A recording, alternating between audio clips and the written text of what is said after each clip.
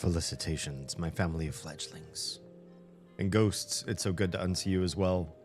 My name is Damien Halme, for those who are meeting me for the first time.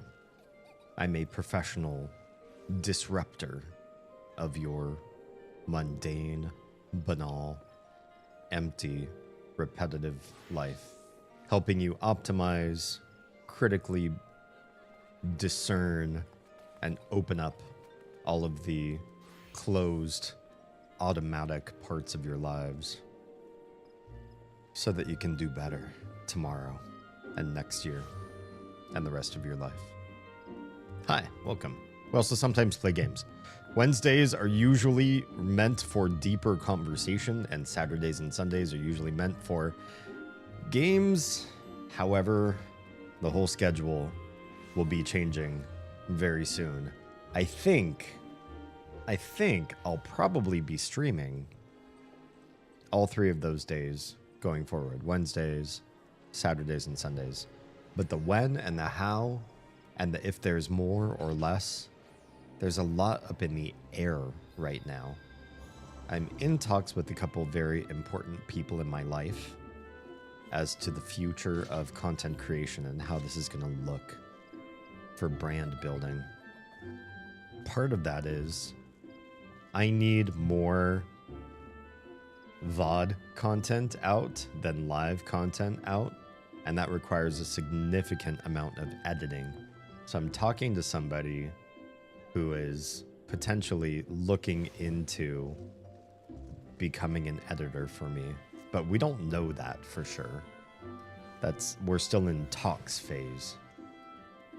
And Oz has some big life decisions to make that will also possibly impact the future of streaming for both of us. Not that she's just gonna quit streaming. That's not the conversation to be had. But more so, how much of what and what are we gonna be doing with our future professional selves will be decided in the next few weeks. So this is all changing very quickly. On top of all of this, the Crotch Goblins had the audacity to end their own summer break. No, I'm just kidding. It wasn't them. They didn't. They would have kept on summer break forever because it means lots of splash park and movies and staying up late and all sorts of fun things. But tomorrow, the Crotch Goblins go to school orientation, and we do too, to learn about the new teachers and expectations for the school year. And then on Monday, they start. That fast. Oh yes, that fast. So it's all coming to a head. And when they start school, Oz and I have the house to ourselves for a while until they're off school and take the bus home. So that potentially means opportunities to stream during the day. Now, I still, at the time of this recording, have a day job that is not content creation. And so Oz and I have some conversations to have as far as what she wants to do for work, for content creation, for the pursuit of her happiness overall. And there's conversations to be had with me and my current status at my day job, which some of you know. Damn, my local district doesn't start for like 3 more weeks. Damn. Did you start summer break in June, though? Because I think the thing with the Crouch Goblins is it's not that they have a shorter summer break. I think it's that they start sooner. Because they started in May. So it could just be that.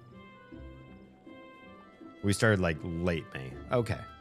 So there's a good chance that you're on the same like length of breaks. You just started at different times. Started the 25th. Okay.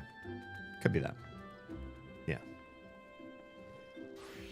Last year when I should say this time last year, when the crotch goblins started school, I committed myself to being a streamer until maybe about 2 a.m. my time. This doesn't matter to you because this is like old schedule, so I'm not doing it in terms of what this is in your time zone. About 2 a.m. my time zone, and we would wake up at just a little bit before 6 a.m. to prep and get the kids ready to wake up and eat food and wear clothes and all that sort of stuff. The things you do for school. Wearing clothes. Blasphemous. No, just kidding. Probably wear clothes if you're going to school. And it was... The nights that I streamed were pretty awful. Like the next morning, I'd wake up in so much despair. I think with 4 hours of sleep, when I wake up at the 4-hour mark, I am so bereft of resources. I feel like I cannot tackle the day. And for a year, I did anyway. I would wake up and I would make breakfast. First, wake up the kids. Then Oz would help them get dressed because she knows their clothing situation better. It's not that I don't want to know about my kids' clothes, but we're sort of like compartmentalizing. So Oz would do the let's get dressed, let's pick out your outfits, let's find what's clean and what's not and sort of thing. And I would go downstairs and do the food prep. I'd start on breakfast. If I finished breakfast before they came downstairs, I'd start on lunch, their packed lunches. And we liked it that way. Oz likes, her tasks. I like my tasks. It worked out okay. But the 4 hours of sleep prior were awful.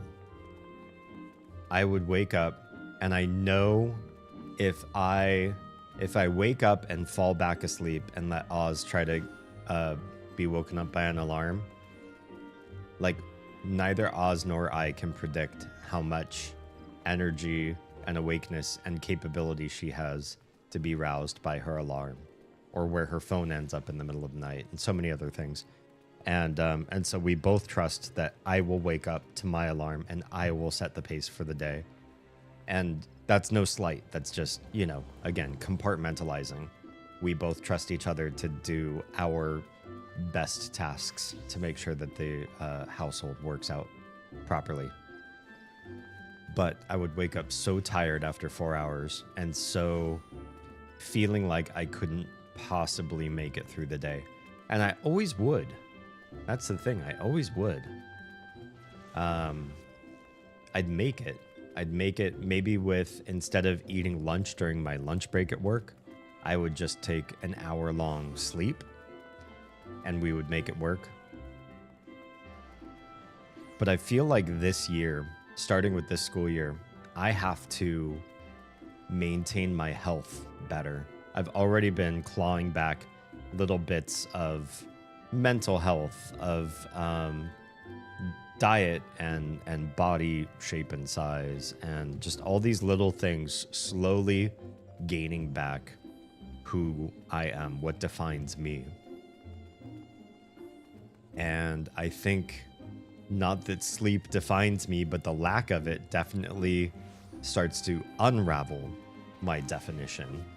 So if I'm not cautious, if I'm not preventative, my previous way of handling sleep, or basically ignoring it and hoping that I'll do okay anyway, I think it will eventually catch up to me, cause some deleterious effects, really harm me in the long haul, possibly create some chronic situations if I'm not careful.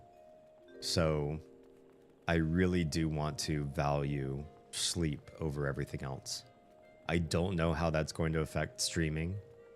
The kids have been up really, really late every night, and so if I stream after they go to bed and then wake up before they are woken up for school, that leaves me with like nothing on any streaming night, unless I only stream on Friday nights and Saturday nights where we're certain they don't have school the next morning, which is a thought. But their sleep schedule also has to change. They're up late and they cannot be. They also must have sleep for school. So if they go to sleep earlier, I can potentially stream earlier, which screws some of you over who can only join the stream later. The people I'm talking to right this moment live probably aren't those people, but some folks who are later than you or who live in different time zones and can only come at certain times, they will be affected by a time change. But the problem is, I will always have time changes. In fact, going forward for the next, more than 10 years, I will be held by the schedule of the littles. When they're on summer break, I will want a different schedule. When they're back in school, I will want a different schedule. I feel like I will have to vacillate through this no matter what. Stuart, hello. Hi and welcome. Hope you're able to get some sleep. I have not slept a full 8 hours, except if I call out sick and Oz Field's taking care of the kids. It naturally by myself, I haven't. The max I usually allow myself is 6 hours, and that really, doing 6 hours means I am sacrificing some productivity, some tasks I need to get done, some chores around the house. Like I have to be a slacker in the things that need to get done in order to get sleep, which I know isn't slacking, but in my head, that's what I'm calling myself if I get 6 hours. Normally I get 4 to 5, which is not sustainable. And yet somehow I've done it for 6 years or so. If you don't mind me throwing this out there, dieting is easier if you think of yourself as a person who eats clean. Oh, I like that. A diet is temporary, isn't fun, and won't keep in the long run. Eating clean is a lifestyle choice and will last way longer. I very much like that. We already in our household do not keep processed foods, high fructose corn syrup. We're pescatarian of protein choices, so we will eat dairy, as most pescatarians do. We will eat dairy and we will eat eggs. Milk is fine, cheese is fine, all kinds of cheeses. But if it's a actual like meat, it will be of the sea. And so we do okay. Oz and I are doing better about sugar than we ever have before, but we still have room to grow. And caloric intake, I'm doing better on the lower side than I had been during, some of you know. Oz is doing better on the higher side, so we're both making better choices. But it's slow, and the older you get, because neither one of us is fresh out of college. I know, surprise, surprise. You all thought. Everything that we choose to do, every good choice, good path, good new habit that we take on, we have to be extra patient because our bodies don't react fast like they used to. When we were young and we made a change, that change occurred in weeks or months amounts of time, very fast. And that sort of, you make the change, you see the reward done, is very encouraging. When you are older and your body snaps to everything slower, I feel like it's easy to lose those goals, to drop the pattern and habits you just made because you're not seeing the progress. And it's there, it's happening. It's just a lot slower. Everything's going to be slower. And I know this, so I'm able to sort of trick my mind into just putting it away and allowing myself the lifestyle for much longer so I can see the changes happen in slow time instead of quitting well before I ought to. Let's catch up and chat. Concern? Huh? Hopefully you can find a way to get more sleep. Oz and I are going to be talking about this over the course of the next, I want to say like 2 weeks. She has some things to talk about. I'm not trying to be cryptic. We'll go into that stuff. She has some things to talk about to settle on her side of things, and I have ideas, but they require a lot of careful and cautious strategizing. And I encourage any of you, if you come from a background of knowledge in these matters or not, I do not hold a bias for or against subject matter experts. If you don't know what you're talking about, I don't necessarily presume that I'm going to weigh your opinion less. I think best idea wins, period, regardless of your background. You know what I mean?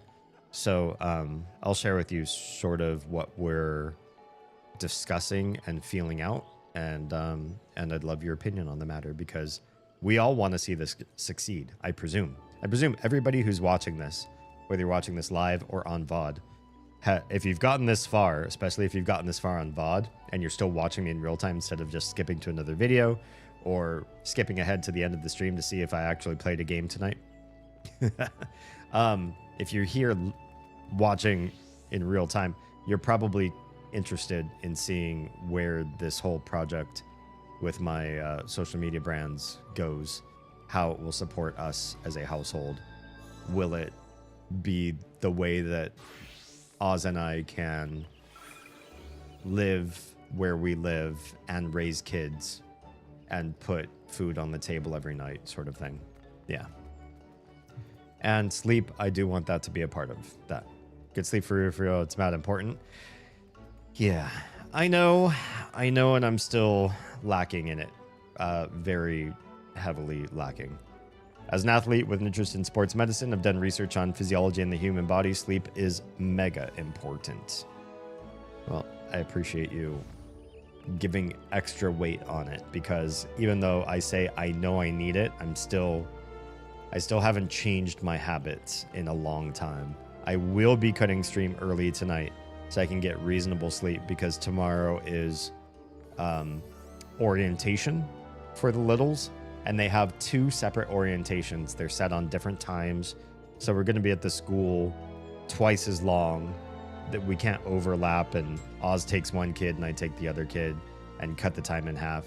They're 2 separate times, so we're both going to be there for the whole duration of everything that we need to learn and meet the new teachers and all that sort of thing. Yeah.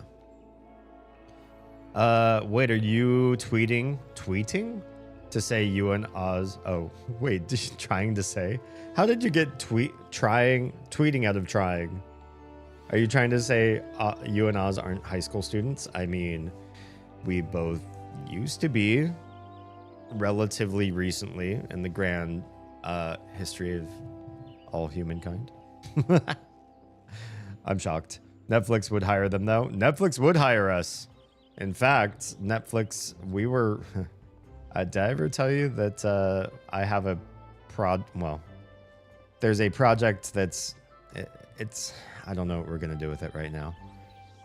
It's in retooling, but it was at one point going to be shopped with Netflix. I feel like they were going to say no, though, because there are a bunch of check marks as we weren't checked. Whoa.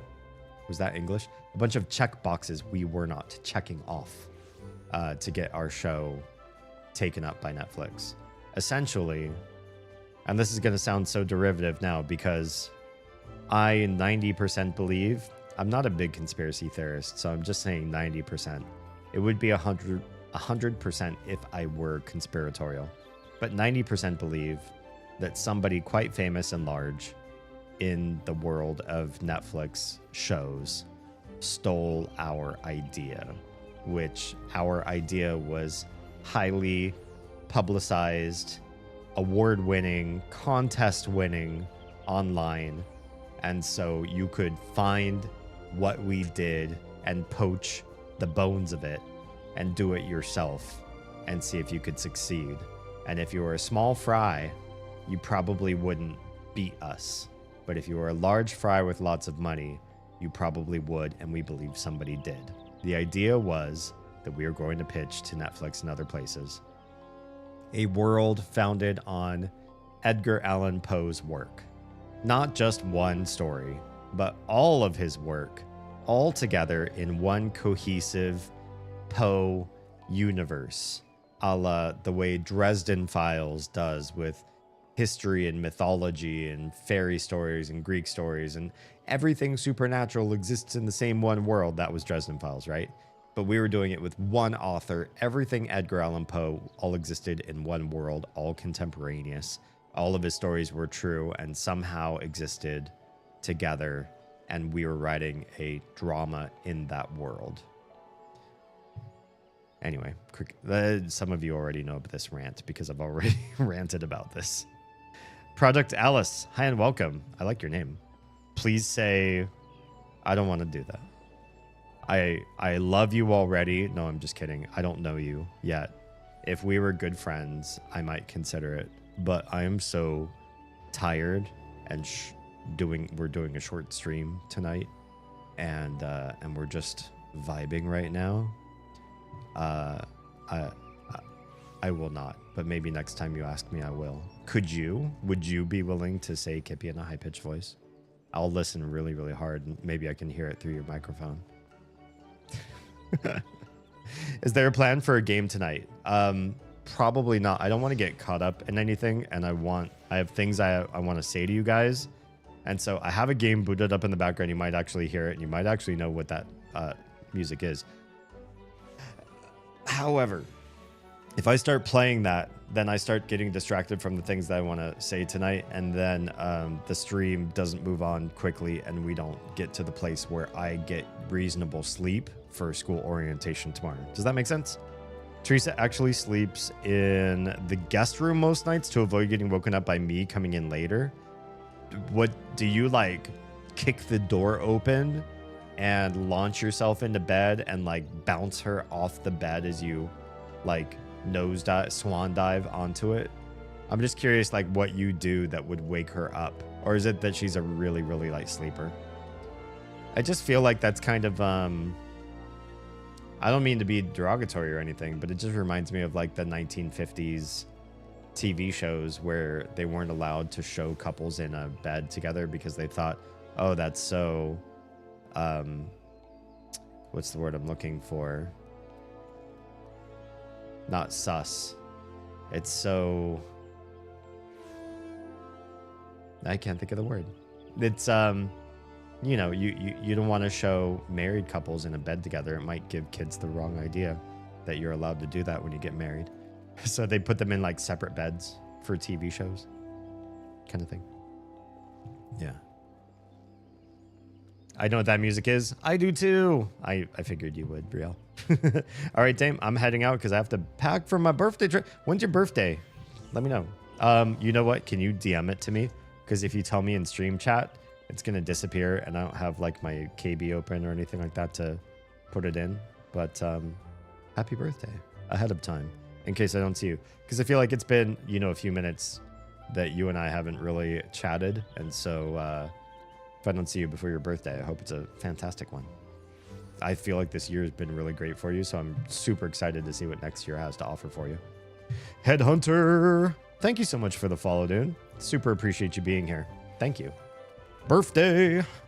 Hello, friend. You're doing a great job. Oh, never mind. You're one of those. Yeah, I'm not doing what you said. But I appreciate that you, it looks like you typed your message. You actually literally don't look like a bot, even though you probably are. That's pretty fantastic.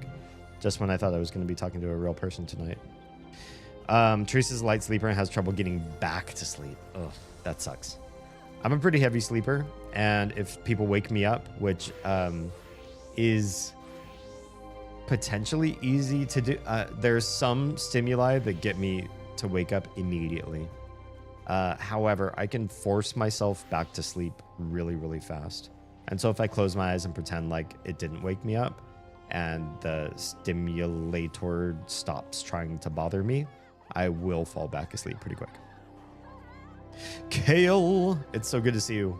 I appreciate that you're here. I know you're usually in Oz's streams, and I know she's not streaming tonight, so I appreciate that you popped in on this one. This one's not going to be a long stream, but we are sort of talking about like the future of Oz and the future of me. And I will be sharing with you guys what these next couple of weeks, what we're talking about and why both of us might be looking at significant shifts in how we stream going forward with the children's school year. Yeah, I haven't started talking about that stuff yet. Just I've been, you know, teasing it so far. They do the separate bed gag in WandaVision. Oh, okay. Oh, did Oz tell you we watched Avengers 2 tonight with the kiddos? So we all got to meet Wanda. They know who Wanda is. It's been a while since we chatted. Wrestling has been swamping me. Well, I love that for you, though, actually. It's been rough. I probably got enemies now, though. Oh. Interesting. A new arc in your life.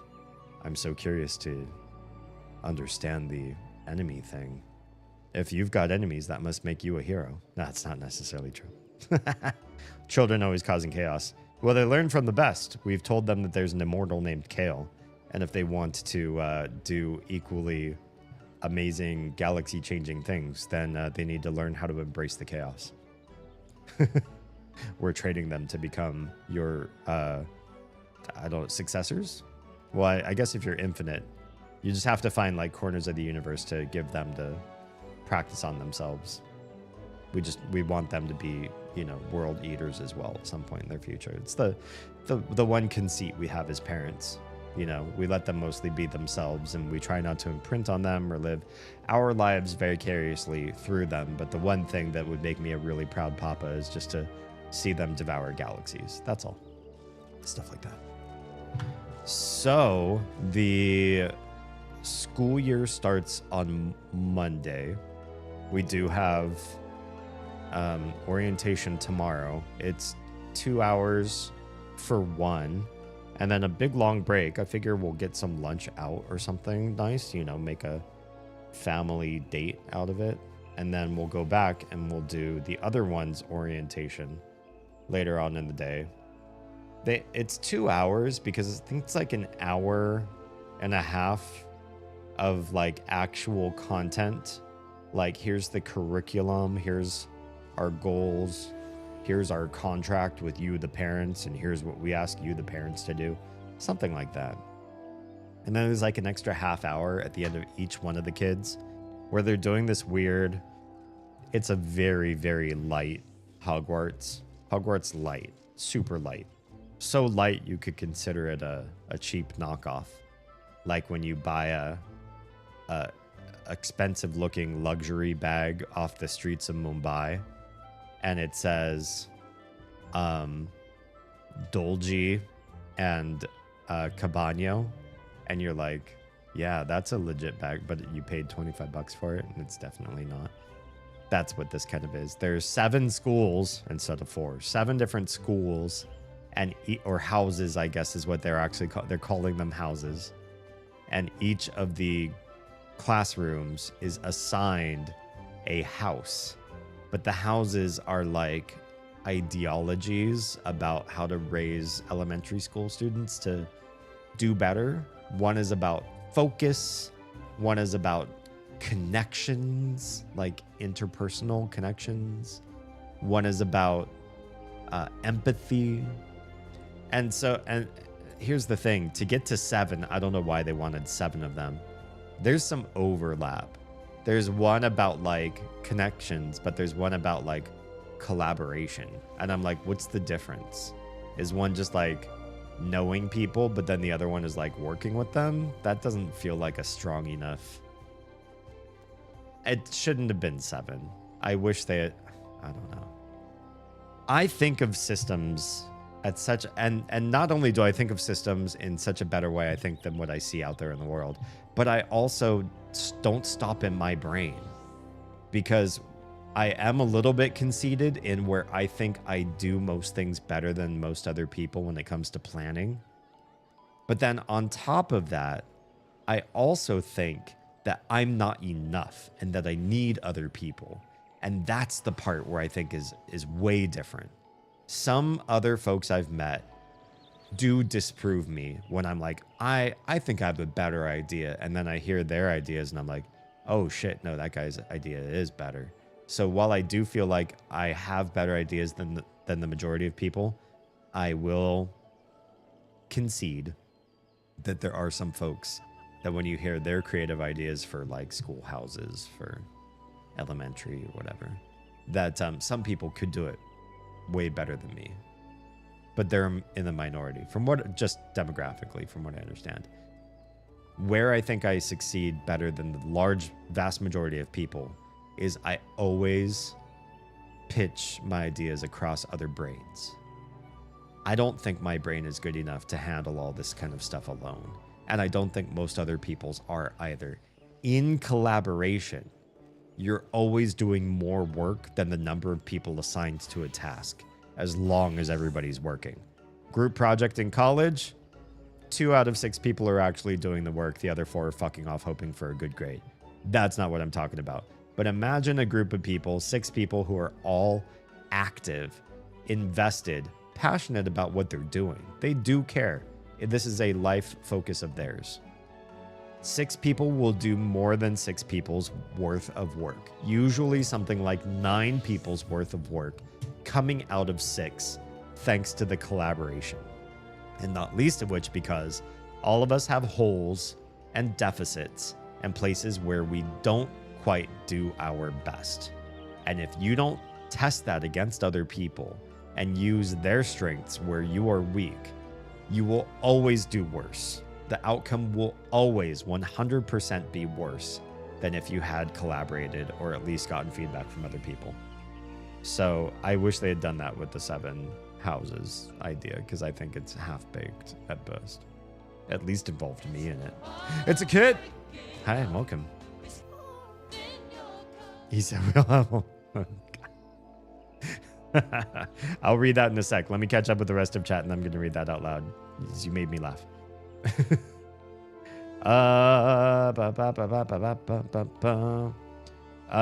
Coach sat everyone down recently to talk about a culture change among the program.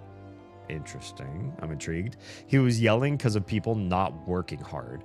He told us to stand up if we've been to every practice, gone to extra stuff, etc. He started saying things only I did and said, I'd put my stock in Weeha, obviously, you know. Yeah, because he's out working all of you. True. I mean, based on what I know about you, and I personally strive to be the you in content creation. I do. I want Weeha's resolve and absolute devotion, absolute passion toward one thing. But for content creation and trying to excel, at least at bare minimum, to cover the needs of this household. If I had 10% of Weeha's ambition, I would make this happen for this household. Absolutely. And I fully believe that there's not a single person in that whole room that was doing nearly as much work as you. No one. Not a single one. So people are probably mad at me. I believe that because now they're all being held to not your standard, but to strive at your level of strive. Like they don't have to reach your capacity, but they have to at least start trying and looking like your amount of try. So yeah, that could be frustrating for some people that just want to glide through and not work hard and not give it their all. Whatever, they can't beat me anyway. Yeah, what are they gonna do? Even if they are, if you do make enemies, you will be able to defeat them. That's not an issue. Feel dumb it took this long, but bought a poster of black cardstock for a backdrop. Oh, for photos. Yeah. For your social media. Gonna make my photos of my prints look so much better. Honestly, like, do you post any of this kind of stuff online? Could you do like a TikTok,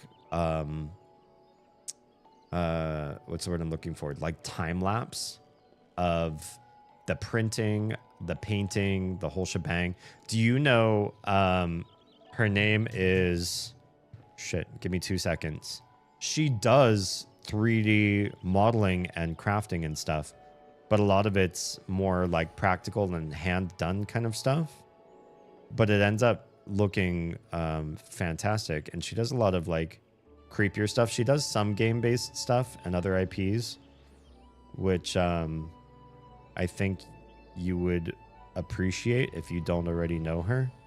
Oh, damn. Long time Miss Size Doesn't Matter. The clown posted anything. What the hell is her name?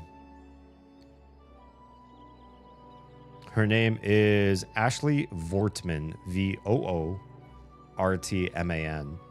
And I feel like if you looked at one of her videos making a long form project, you would see what is meta these days, because she is meta as fuck. And yeah. If you did half of that, you would probably go viral, I feel. Stickers and 10-year-old humor. He said we all have holes. And I meant it. I mean it. In fact, I don't know any of you who isn't holy. In a sacrilegious sort of way. All right, for real, gonna get now. Adios. Weeha, I appreciate your face. Thanks for the compliment. Oh, yeah. You can be the me. I'm not that special. Well, I'm not gonna be the you in wrestling. Not now. Not in 10 years. That's not gonna happen. Just by so many reasons. I'm not gonna do that. But I want to be the you of content creation. I want to win at content creation by having persistence and passion and focus like you do in your craft, as opposed to viral or knowing the right people or paying a bunch of money for advertisements or whatever it happens to be. I want to do it by being a force that just cannot be stopped, like I see in you. Which also means I need to manifest a lot more energy than I have been in that direction. And that's going to involve some major changes, potentially quitting a day job. But I'm not sure I can do that immediately, just because littles who require food and clothes and school supplies. But we'll see what we can do.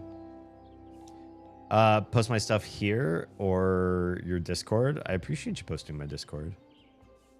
And I'm glad that you're posting on Instagram. That's a good start. Goated shit, he ain't lying. Hell yeah. I've been thinking of making shorts of my prints and my painting methods, but I'm usually too lazy. But the thought came across my head because of how fast I painted. If you started just doing time-lapse video of your work, I would happily edit that shit and get it up online for you, or give it back to you so you could get it up online. But I know about like posting schedules and shit like that. The thing is that I fully believe that a rising tide raises all boats, right? And I don't mean in the Reaganomics sort of way, because obviously that didn't work, because they did not raise the tide. They found a way to localize water rising in just a few boats and left the rest of the boats high and dry in empty docks, just sitting on dirt. So not the Reaganomics rising tide shit. Fuck that. But for those of you that are near and dear to me and are looking to break through in content creation, if I get one of you to succeed and I can ride your coattails, we'll play that game. I'll make that happen. Yeah. Hamza him, holy, holy, holy. Nice. Religious trauma can be funny. I have had some. And yeah, religiosity is a weird hell of a drug for a lot of people. And I find it extremely fascinating. And I've had so many crazy, weird experiences. Hello, Crims.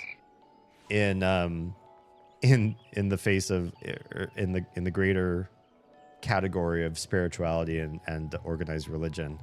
I could have a whole street, and I mean, obviously we have, where anybody brings up religion on a deeper level with me, that becomes an immediate trigger, and that's suddenly like the thing we talk about for a long span of time. But I am dedicated tonight to tell you the sort of greater plan that Oz and I are talking about, so that you're all on the same wavelength with us and what to expect going forward, even though we don't know right now because some things are hanging in the air right this moment. It's a lot of work to set stuff up, to film handmade stuff. I know. However, if you have permanent solutions done, and I know you could get a couple like good frames or what's the word? Not frame, but like like phone holders.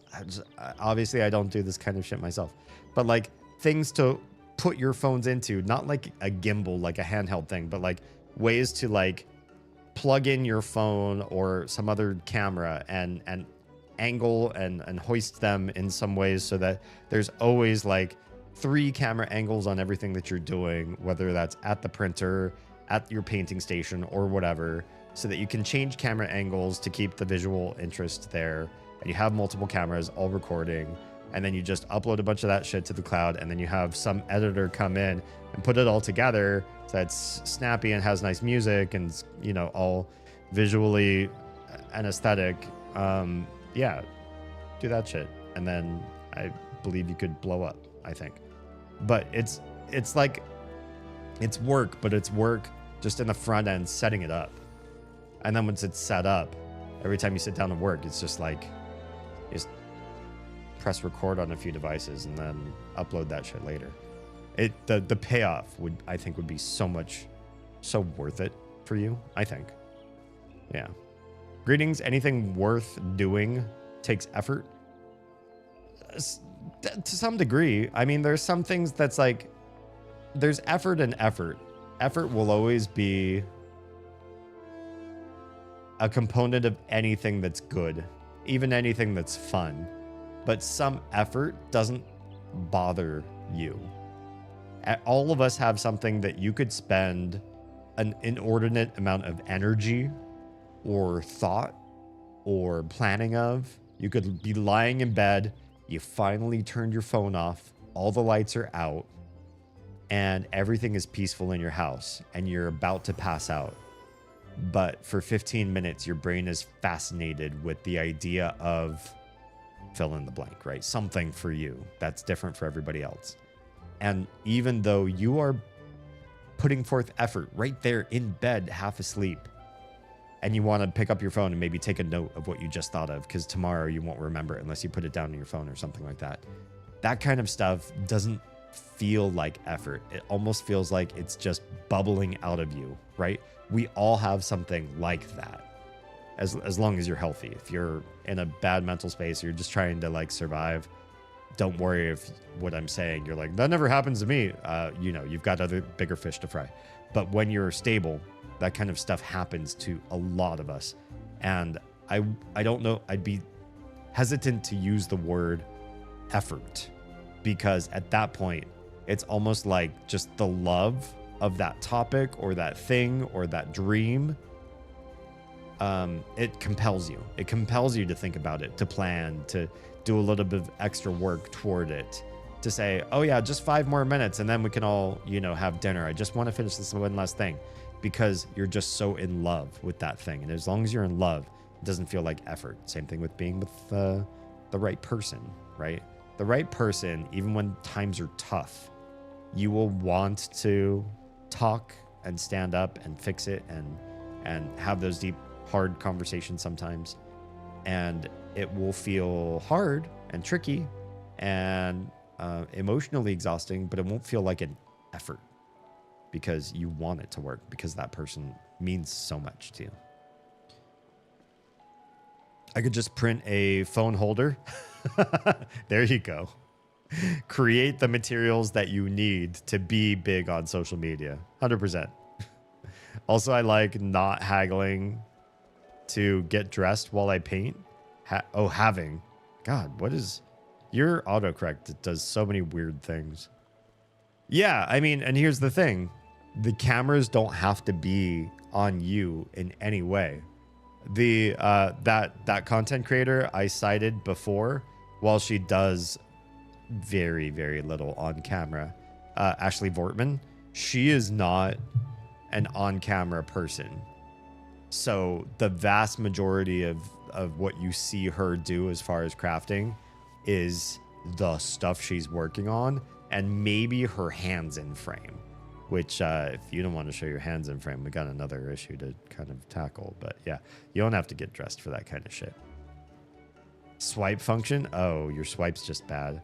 You can change. You can alter some sliders on the settings of your keyboard that might help with that kind of stuff. I don't know. My current swipe setup is really bad too, so I'm the pot calling the kettle black. I hit backspace so much just trying to use my phone if I don't dictate. And I like to dictate, but I have loud, talkative people that hang out with me a lot, namely my kids. My phone's smallish and I got big man hands. Dictate. Dictate. Yeah, definitely dictate. I had got my stream started without taking a bio break, so I'm gonna go take one right now. I'll be back, and then we'll talk about the whole what the next couple weeks means as far as what we're doing with our schedule, ideas that we are spitballing. So stay tuned. Bye.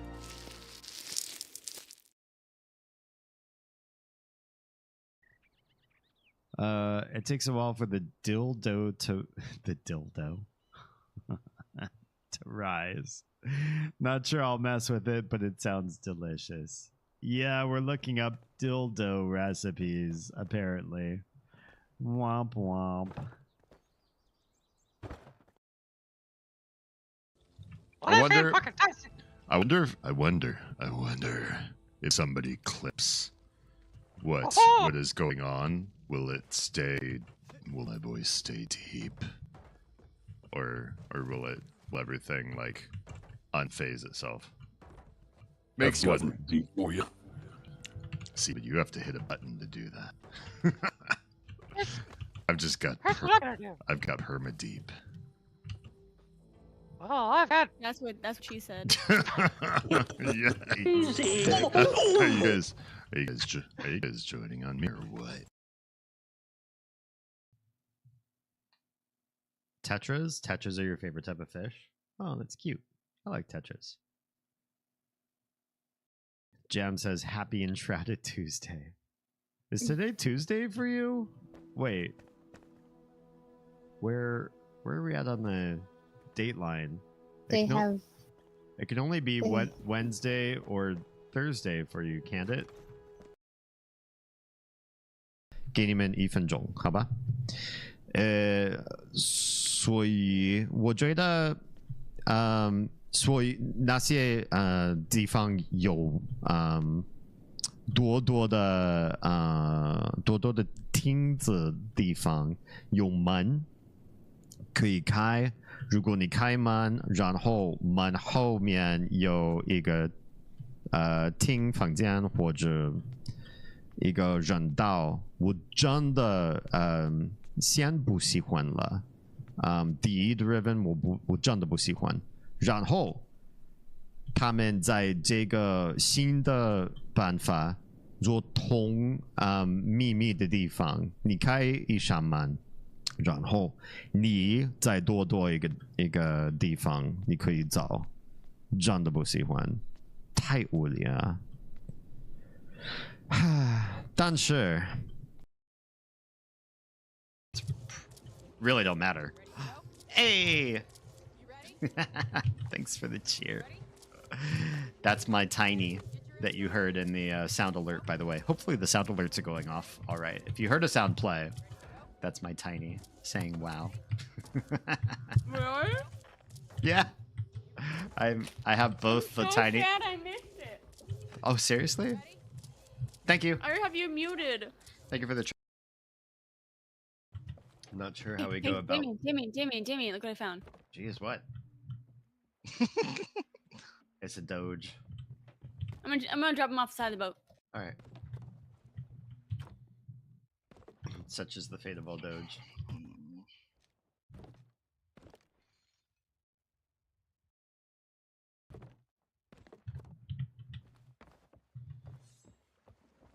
Not even a satisfying splash? Lame. Boo. Well, do we want to try locating some of these shrines and treasuries and see if He's peeing on the boat. Lovely. Whoops. Mars. Did you Hey, not don't blame did you not train your dog? my. Cool. All right. What are you wearing? I don't know. I just picked whatever. That you was kind of don't an you don't intimate actually question to unlock ask. anything fun for a long time. What was that, Oz? That was kind of an intimate question to ask. What are you wearing? What are you wearing? Yeah, if you were just using this as ASMR, this just got weird. Yeah. Like with my dogs, I address them the exact same way I addressed any other thing that I'm talking to. The lamp, the person standing next to the lamp, the person who the lamp was made out of. Mm-hmm. Like Yeah.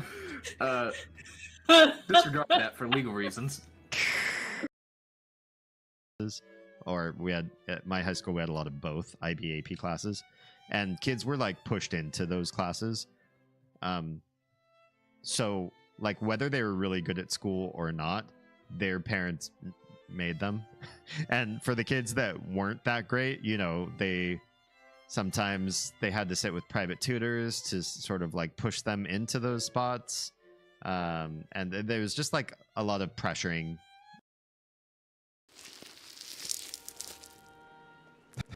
I don't even know what that last clip was about. I was there. I was listening to me talk as I put my headphones on, got myself settled in. I was like, where was I going with all of that? Yes, I had AP and IB classes at my high school, and I was in a lot of them. And yes, kids were pressured to be in them. Where was I going with that? Anyway.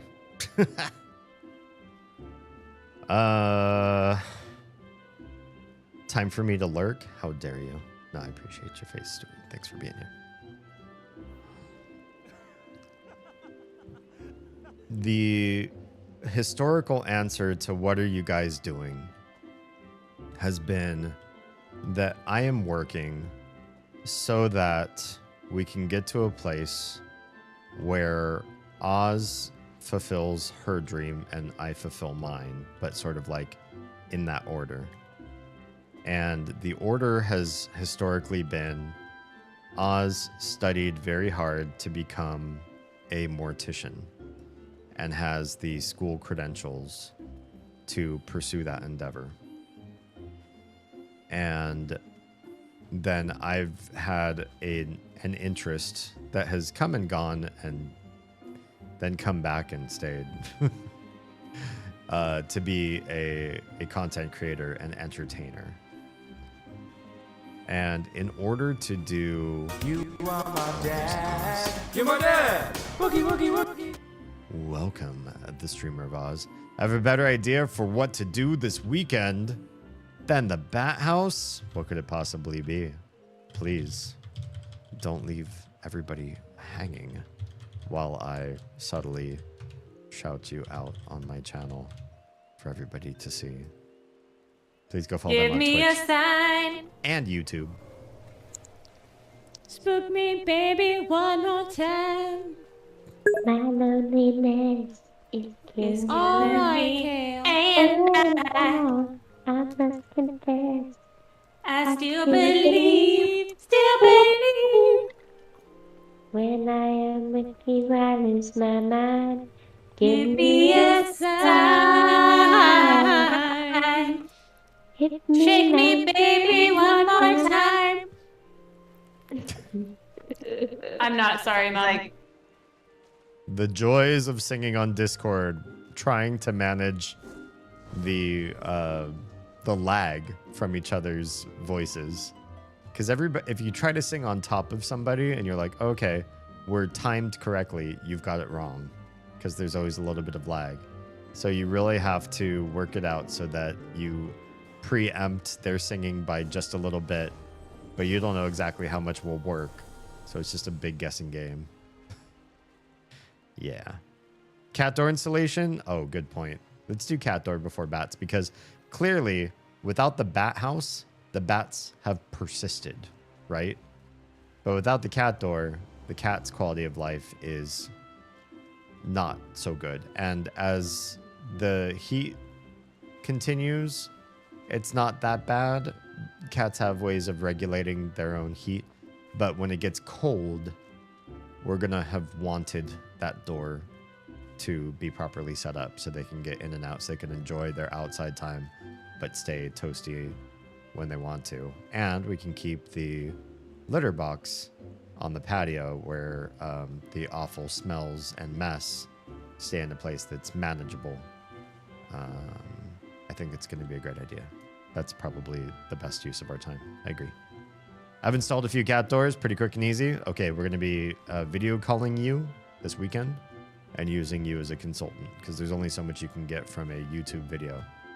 But we're going to have you look over our shoulders and you're going to tell us exactly how to do this. I've decided. They're getting matted. I need to brush them with the shutter. Oh, yeah. Good idea. We have to install it. True. Yeah, 15...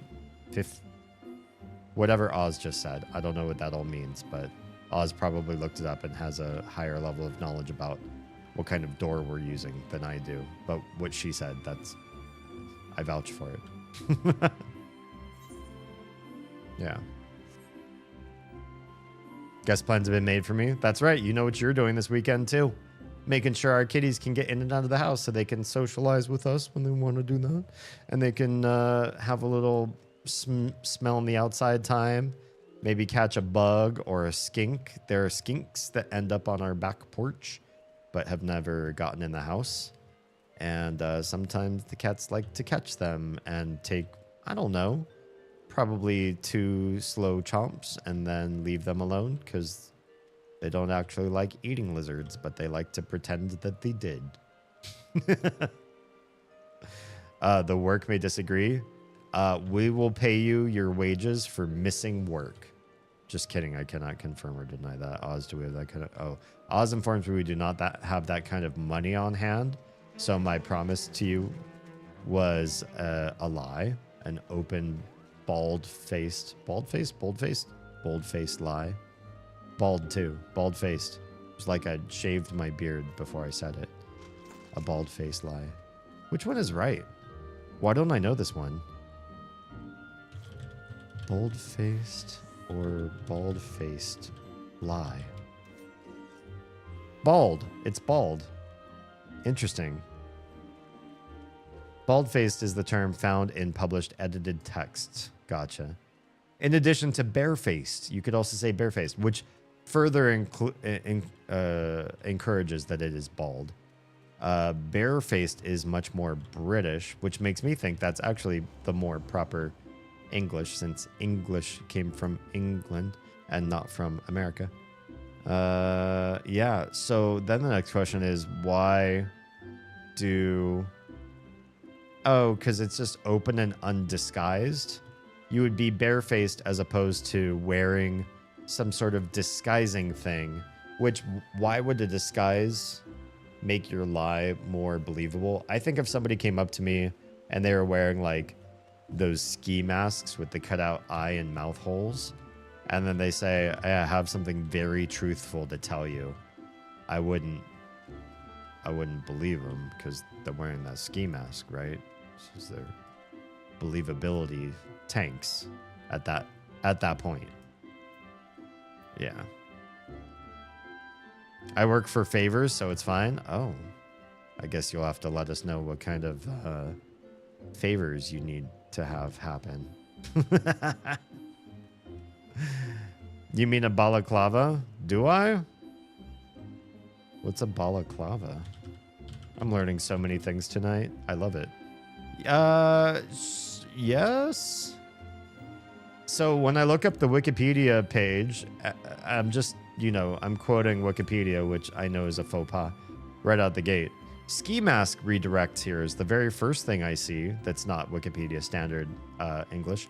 And then just below that, I see a balaclava, comma, the appositive then continues, also, or begins, also called a ski mask, comma, is a form of cloth headgear designed to expose only part of the face, usually the eyes and mouth.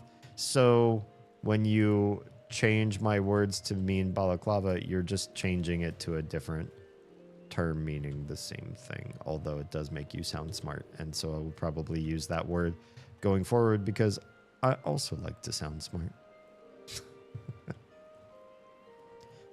Back to Oz and mortuary science. We both have had an interest in getting her in the end of life services industry, helping people grieve and figure out the logistics of what to do when someone passes. Oh, my understanding was that was a more original, more correct word. Well, let's find out where balaclava comes from. We'll come back. We'll come back to Oz and end of life once we understand the etymology behind this term.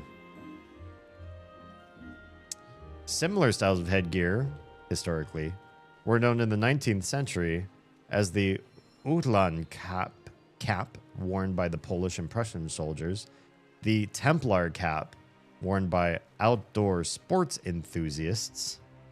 But the name, the balaclava name, that is to say, comes from their use at the 1854 Battle of Balaclava during the Crimean War, referring to the town of Balaclava near Sevastopol in Crimea, which, since the Ukraine-Russia conflict, I'm sure many of you are more familiar with that part of the world than you used to be by Instagram stream. I didn't expect you to last more than an hour anyway. Oh well. British troops apparently came to Crimea to do their fighting, and they wore knitted headgear to keep warm. So it was an English contrivance being worn in an area of what is now Ukraine. I don't know if it was Ukraine in 1854, to be perfectly honest. Handmade balaclavas were sent over to the British troops to help protect them from the bitter cold weather. Gotcha. So in other words, their folks at home were like, you could do all the fight all you want, do some fight, but here, have a warm face while you do the fight. Your grandma says they don't want to see you come home with frostbitten noses. The troops required this aid because their own supplies never arrived or didn't arrive in time. So that's pretty weird to think that their folks at home knitted a bunch of this type of headgear for them, and it somehow arrived to them sooner than their own GI gear. Crazy, right? According to Richard Rutt in his History of Hand Knitting, which I didn't know was a book, but go Richard Rutt. You tell us about knitting throughout history. The name balaclava helmet was not used during the war, but it does appear much later, like 1881, which would be something just shy of 30 years after the battle. I don't know the Battle of Balaclava, and I'm not going to go into that on this stream. It's a Rush. Hello, Rushdell. I don't have snacks for you, but hopefully somebody in the chat does.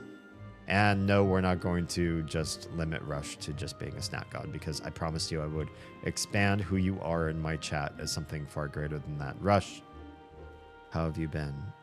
How are things? Can we pick your brain in the near future as to what we should do as far as the future of our streaming? I do value your opinion and would like to know what you would have to say, because you've mattered so much to our community so far. Damien definitely needs to be overseen. I mean, I do have a snack goblin and a snack god frequently watching over me. So, yeah. Gonna sit on his head now? I don't think that's what Crims meant. Also, I charge for that service. Also, Mr. Damien, me has quick question. Boy, do I have answers for you. Also have a question for you, but I did already ask a person who speaks Spanish better than I do, and they gave me an answer. But I'm curious to your answer on this as well. Would it be okay to plug / ask who would be interested in some drawn weapon commissions from a friend of mine? Certainly. I don't know. I have so many creative people in my chat that I am hesitant to say that there will be a lot of encouraged audience in my stream that wouldn't just do it themselves. But I'm always willing to have folks share out a fellow creative and have us take a look at their work, because you never know who they're going to meet or what kind of advice they're going to get from the sharing. And so I think it's important that we keep that culture alive. Definitely. Have you won just chatting yet, Kale? I feel like I'm already, we are currently winning at just chatting. I don't know how you feel about it. You took a look at my demographics over the year in 2025 versus where it's been previous years. Shit. I'd say I'm winning. Winning more and more with each passing year. Can we call him the Rushyverse? Just because you've watched too many Marvel movies recently, Oz? I don't know. Why do we want to call him that? They're everywhere, existing in all versions of the world, goodest being in all of them. Rush does have sort of an avatar on everybody's stream that I know. So that's kind of weird, right? He is sort of like in multiple universes. Nice. But what about Kippy? I asked you to say that very high pitched, and I will see if I can hear you say it. I'm not saying it on my stream tonight because I'm just not that person. Not tonight anyway. But I'm curious if you're that person tonight. Project Alice. Can you be? Could you? Would you do it for me? I've been listening really, really intently. I can't hear you though. Maybe you have to turn up your mic. Also, was your question? Oh, right. My question. Sorry, I was trolling somebody. So, question is,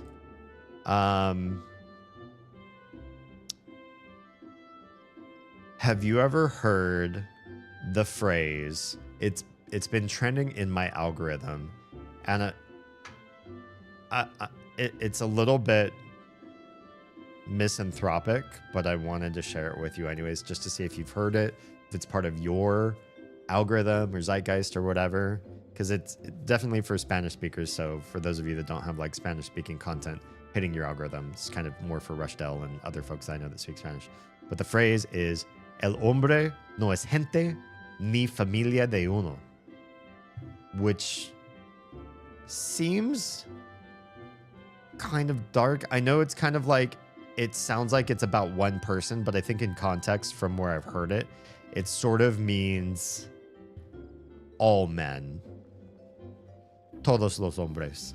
And it feels just kind of like this idea like one sex on this planet, because of their testosterone, machismo, designs for power, or the patriarchy or whatever, that they're meant to be seen as second class. I understand the problems with toxic masculinity, but it just seems like this writes them off entirely. I'm just curious if you've heard the phrase and what your thoughts are.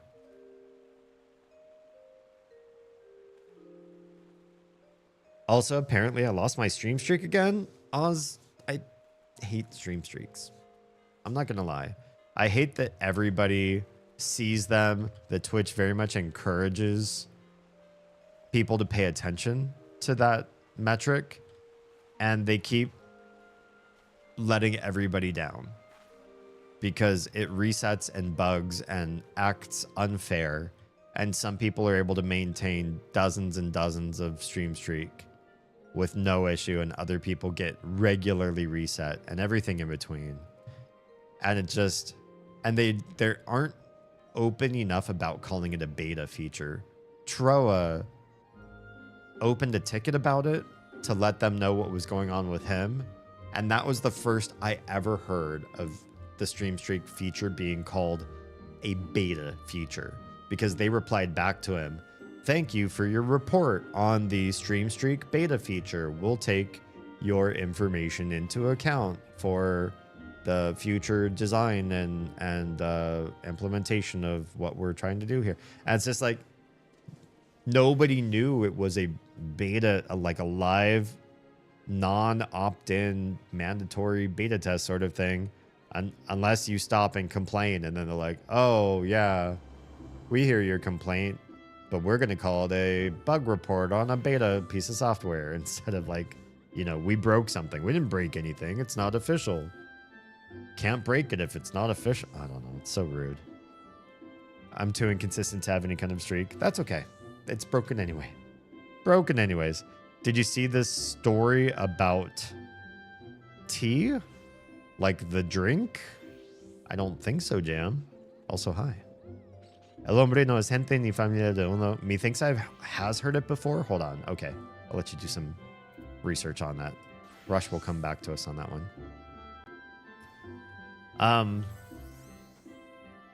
Oz has been interested in mortuary science for a long time, and if you've caught any of her streams, some of them, she has taken the time to explain the motivations and the impetus behind all of that. She's accredited in schooling for it, and has shown interest in trying to become a funeral director, which is an incredibly important role for literally every human being on this planet. Like, you cannot live through this life without somebody dying, unless you just hermit up and decide you don't want to know anybody. And so funerals are an important aspect of that, and Oz wants to be a part of that. And I think she has the heart and the fortitude and the capacity to adapt to the needs of different families and beliefs, and support them the way, meet them where they have the need, so that the families can process the event with the most grace and honor possible. And so I feel very strongly about that. And as long as she feels strongly about it and is not dissuaded by the barriers along the way to get into the industry, then we want to make that happen. So soon, as time permits and busyness permits with a local mortuary that she's gotten in touch with, they will be discussing with her some of the local mortuary will be discussing with her some of the criteria required in the state of Georgia to enter end-of-life services, what the different job titles require as far as clinical hours, I will say, apprenticeship hours, whatever term you want to use that helps you get the idea of, you won't be full-fledged, licensed, completely credentialed person until you meet certain functionalities. And it's kind of unfortunate because when she was taking these classes in California, they said, California is so stringent on a lot of these rules and regulations that if you can pass your schooling in California, which is trickier than a lot of other places, you will have credentials that sort of will work for almost anywhere else you want to go without having, you'll be overqualified, over-credentialed. And in Georgia, that may not be the case. There may be situations involving extra apprenticeship hours, if you will. But we want her to have time to talk to somebody without the kids and everything, so that we are more clear on the requirements in the state, because the online information's kind of garbo, so we just need some more clarity there. That will help us decide how much percentage of her spoons get put into the pursuit of this career path versus the earring and jewelry crafting versus the content creator side of her. Like all these other aspects that all make up Oz and the totality of who she is have to be percentaged out because she only has so many hours that she can be conscious and have spoons and engage in these various activities. And to get that ratio right, we need to understand everything about everything to have a holistic picture. And that conversation with this mortuary will be a significant chunk of that discovery to help her define the ratios perfectly. And that will help us understand where we want to go forward from there. What I want to do after her needs are met, and only after, to fill in whatever gaps or assist or be what I need to be so that she's got her dreams set. There's a lot to consider. And a lot of it's contingent on this conversation with this one mortuary. Yeah, it has gotten popular due to some celeb drama happening. Oh, that sounds sketch. So somebody famous made this line famous, either in the saying of that line or as the target of that line, I imagine. Yeah.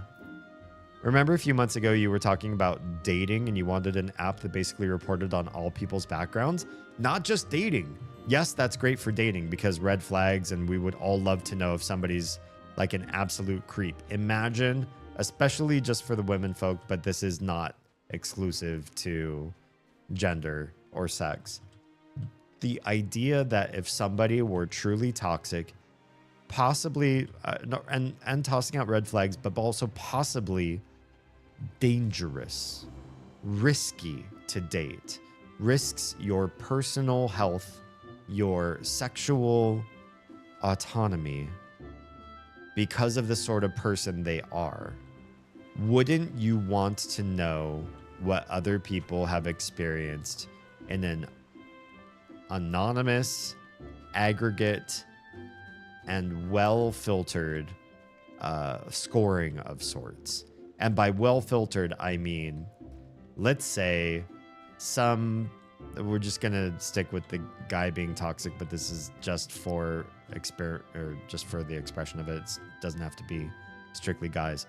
But let's just, I'm just gonna pick cishet because easy to vocalize real fast.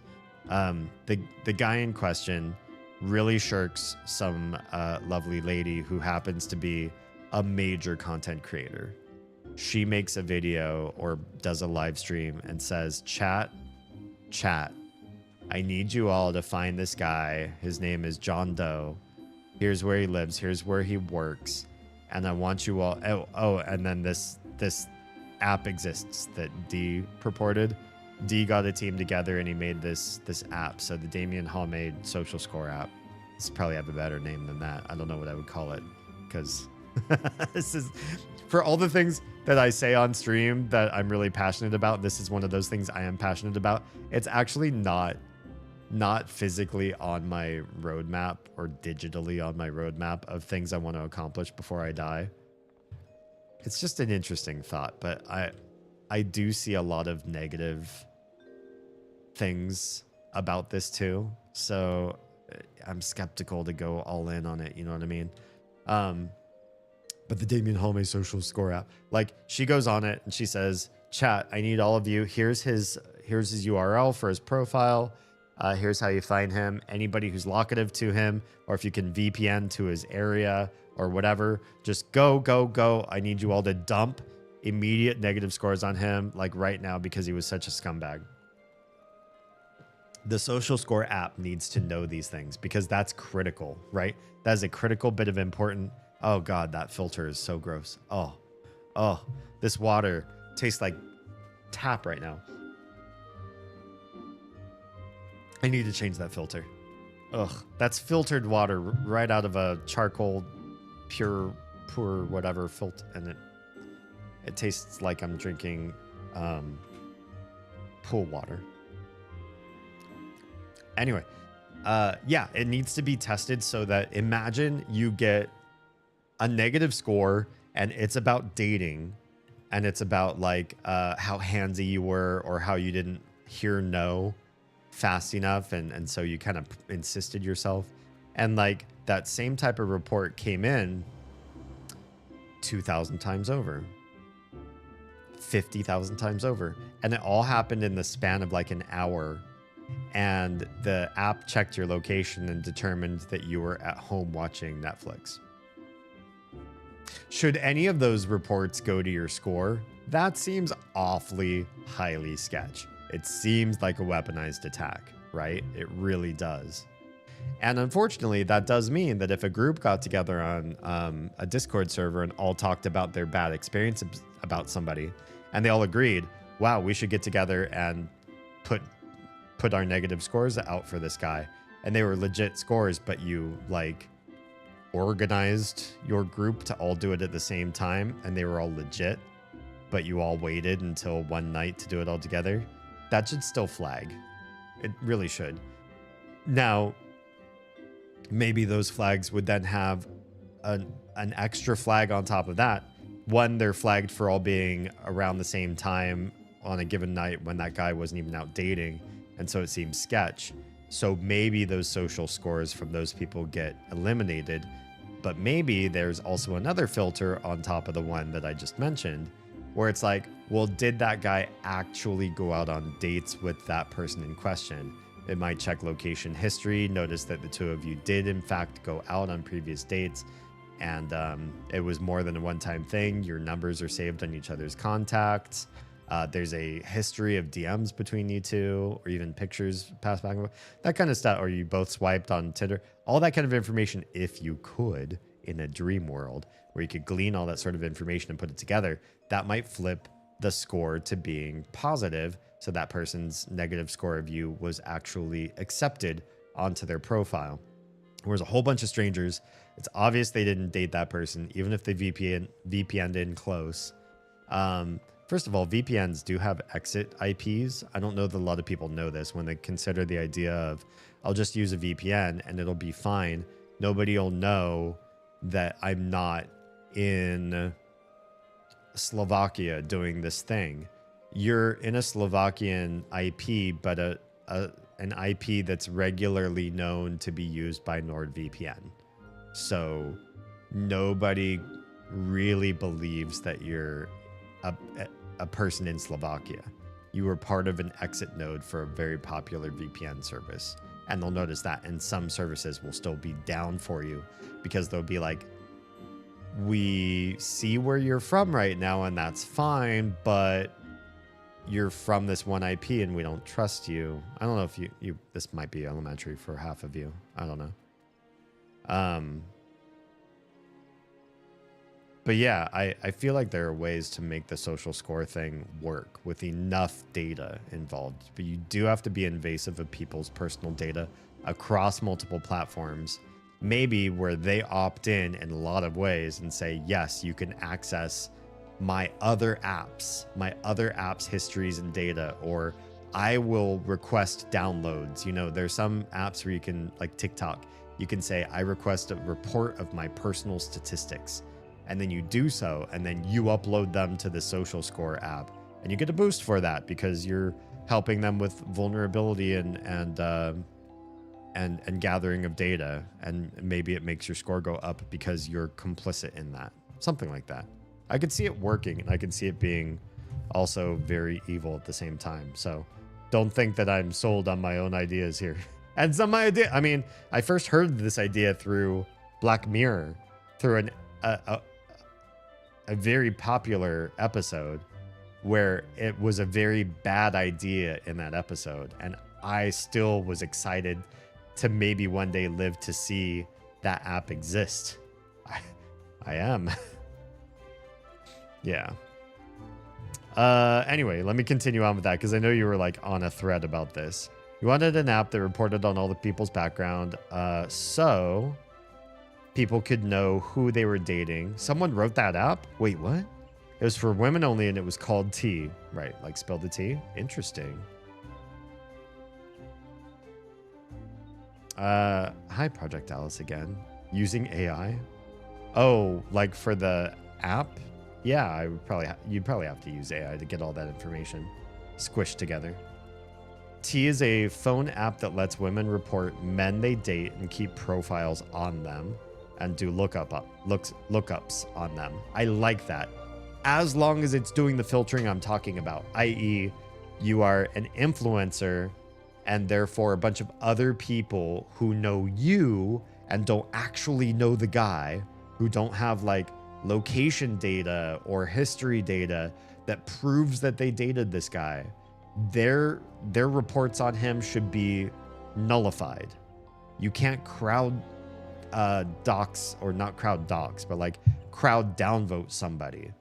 That should be banned. That should be prohibited. It should be easily discoverable with enough, you know, well-made filtration systems so that that doesn't happen. That and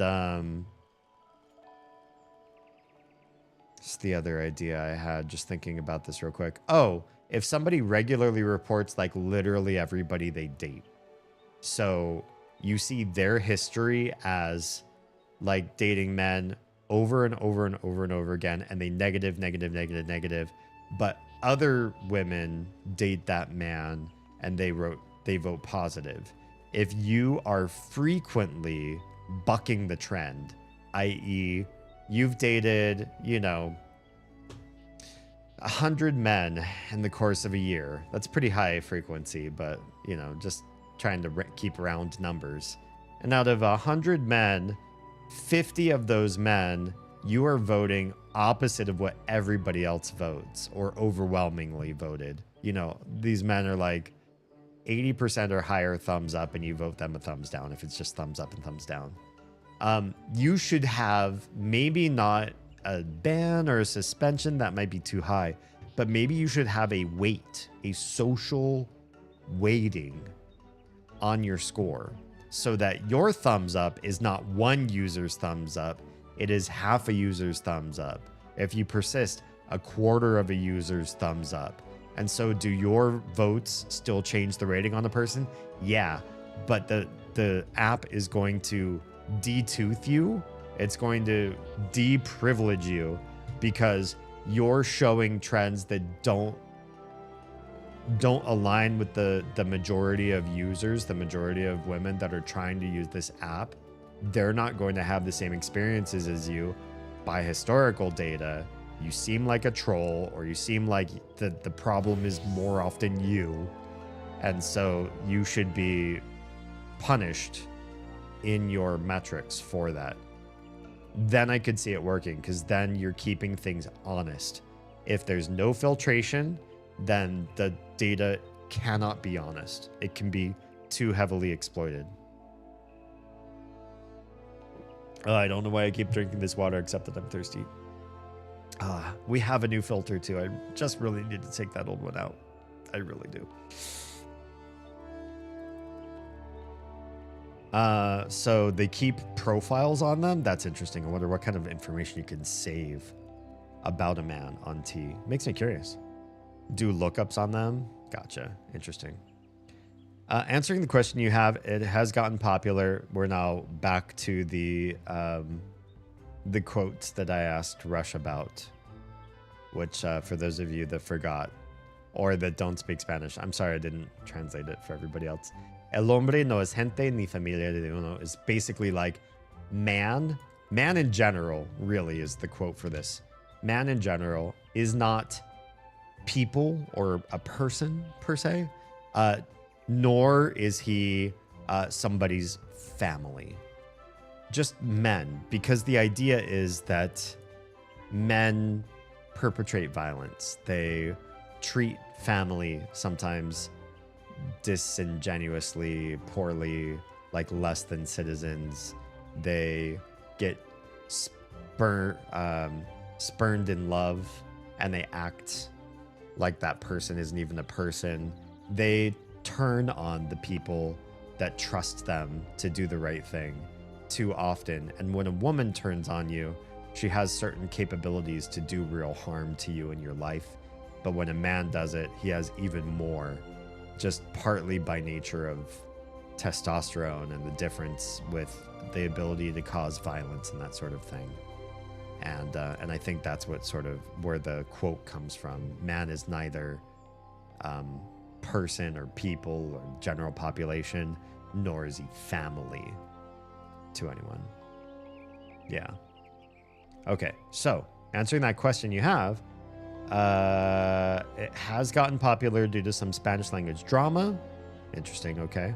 But also goes deep to the full view of the man in the context of society, relationships, and sexual life. Right. So this idea that, man has certain power, sometimes just physical prowess over his partner, that he is, on occasion, not afraid to abuse and use in very incorrect, sometimes illegal, sometimes sadly should be illegal but does not have the protection of the law ways. Yeah.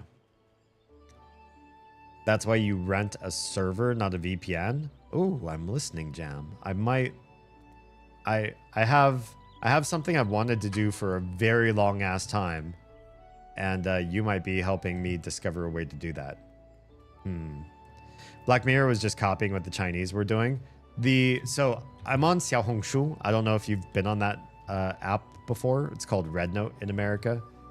But a number of people were asked by TikTok refugees when TikTok did the administration shut us down, but Trump will save us. And then the next day, Trump has saved us, blah, blah, blah, blah, blah. And then everybody was like, ew, I hate the idea that you're talking about Trump the way you are. And they exodused from TikTok. Also, some people exodus just because they thought that app was going to be shut down permanently. Obviously, it hasn't happened, but they feared it would. And so a lot of those people came over to Xiaohongshu. I'm one of them, but I came over because I speak Chinese, so why shouldn't I also be on this app? I'm also still on TikTok as well. But so I saw a lot of TikTok refugees come onto Xiaohongshu and ask, what is the thing with the Chinese social score? You know, is this an app that looks like the Black Mirror episode what is it called? Not Landslide. Nosedive. And starring what's her name? Ron Howard's daughter, Bryce Dallas Howard. Bryce Dallas, right? I'm just confusing her name. I don't know actors' names that well. Anyway, turns out the Chinese system is far less pervasive and invasive than that by a long shot. It really is, for almost all intents and purposes, a credit score. They call it a social credit score, but it is far less what we have been taught. And mind you, I'm only hearing this from users from that app, so maybe it's different, but my guess is out of some like randos on that app that are probably not paid to sway Americans to think something different than what's actually happened in China, because I don't think it's worth the time and money to manipulate Americans from who use that site to think differently of China. That would be a crazy psyop where I don't see the motivation. The more likely situation is America tends to go too far in reporting on China because it makes America look good and China look weird. And as long as that happens, it can be a news story and it's clickable, it's clickbaitable, and American media is generally pretty garbo anyways. So why not try it? But in comparing the differences between what an Equifax score or other credit scores are versus what a Chinese quote-unquote social score are, they're by and large pretty similar. The Chinese score might open up a couple different other things that you can do that otherwise you couldn't do in the US. But I think travel is one of those where it's there might be less regulations for somebody with a higher score.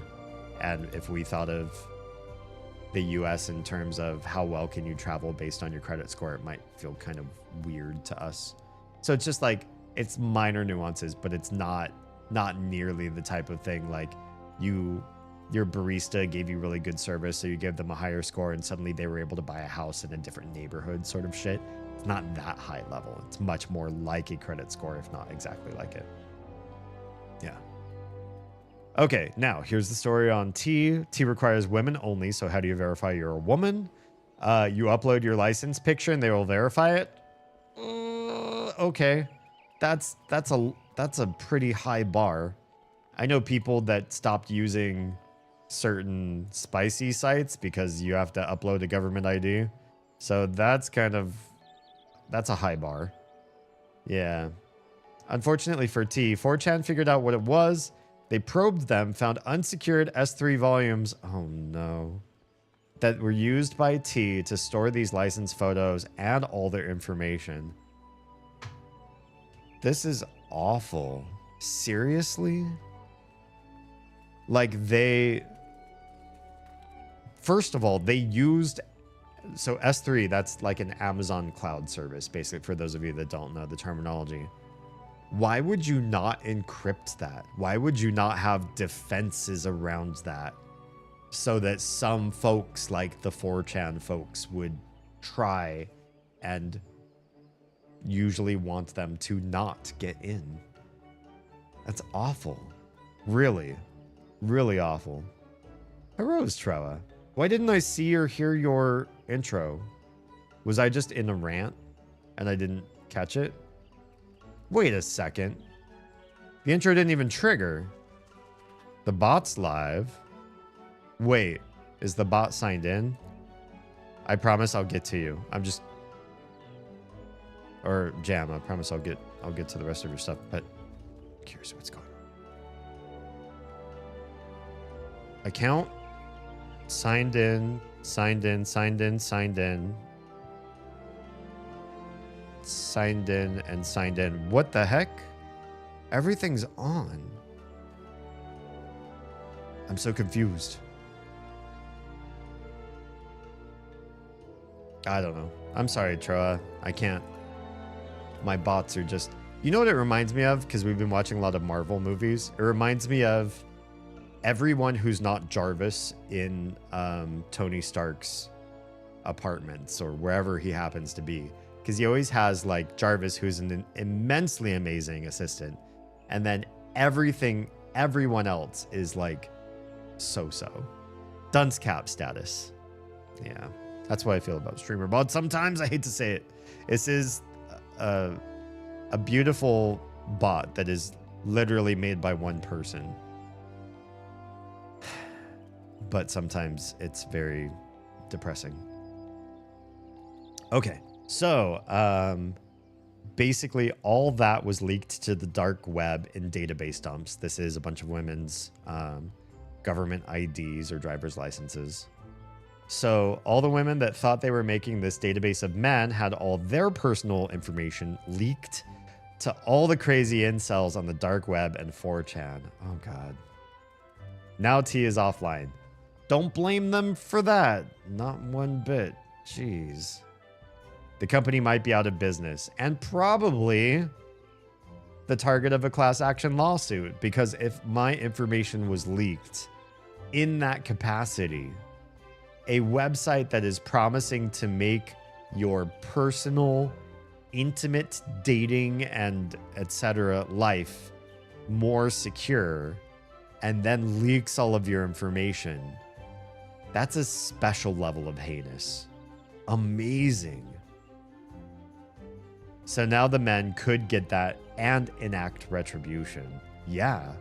If they knew where people lived who snubbed them, if an incel found out where his favorite person that decided he was not worth their additional attention lived and wanted to do something about that, good God. This is the hazard of making scoring apps. Well, I mean, so this isn't the hazard, though. That last part is the logical fallacy about what you're saying, though, right? And that's the fact that you have a company that did really shitty SecOps. In fact, the worst SecOps. They didn't have their own in-house servers. which I get is extremely expensive. Big companies, big companies, top 5 in their industry companies do not necessarily use their own servers. I should know. I've worked for a couple of them and I know who they use, and a number of them use Amazon S3. S3 can still be well secured. You can use a rented server in somebody else's data warehouse somewhere and redundancies around the country and have fantastic security. And it would behoove you to do so if you wanted to be a business 5 years down the line from now. That's really not an issue with social scoring, right? That is an issue with the worst kind of SecOps. And even the company I work for today in my day job has opportunities. I'm not going to start talking about them openly because I don't want legal to find me. But yeah, it's an issue. Another fledgling has entered. Welcome, Sam. We'll catch up to you in just a sec. Yeah, so that's a problem. Now, my social scoring app that I have just conceptualized has issues, definitely has issues, but I would argue that SecOps is not among them, not least of which because it's just theoretical. But if it were implemented, I mean, if you're talking about exchanging of multiple platforms and localization, or not, sorry, location services and all these sort of things, you'd have to have the absolute highest level. You would need your app to be tested at a government level for security.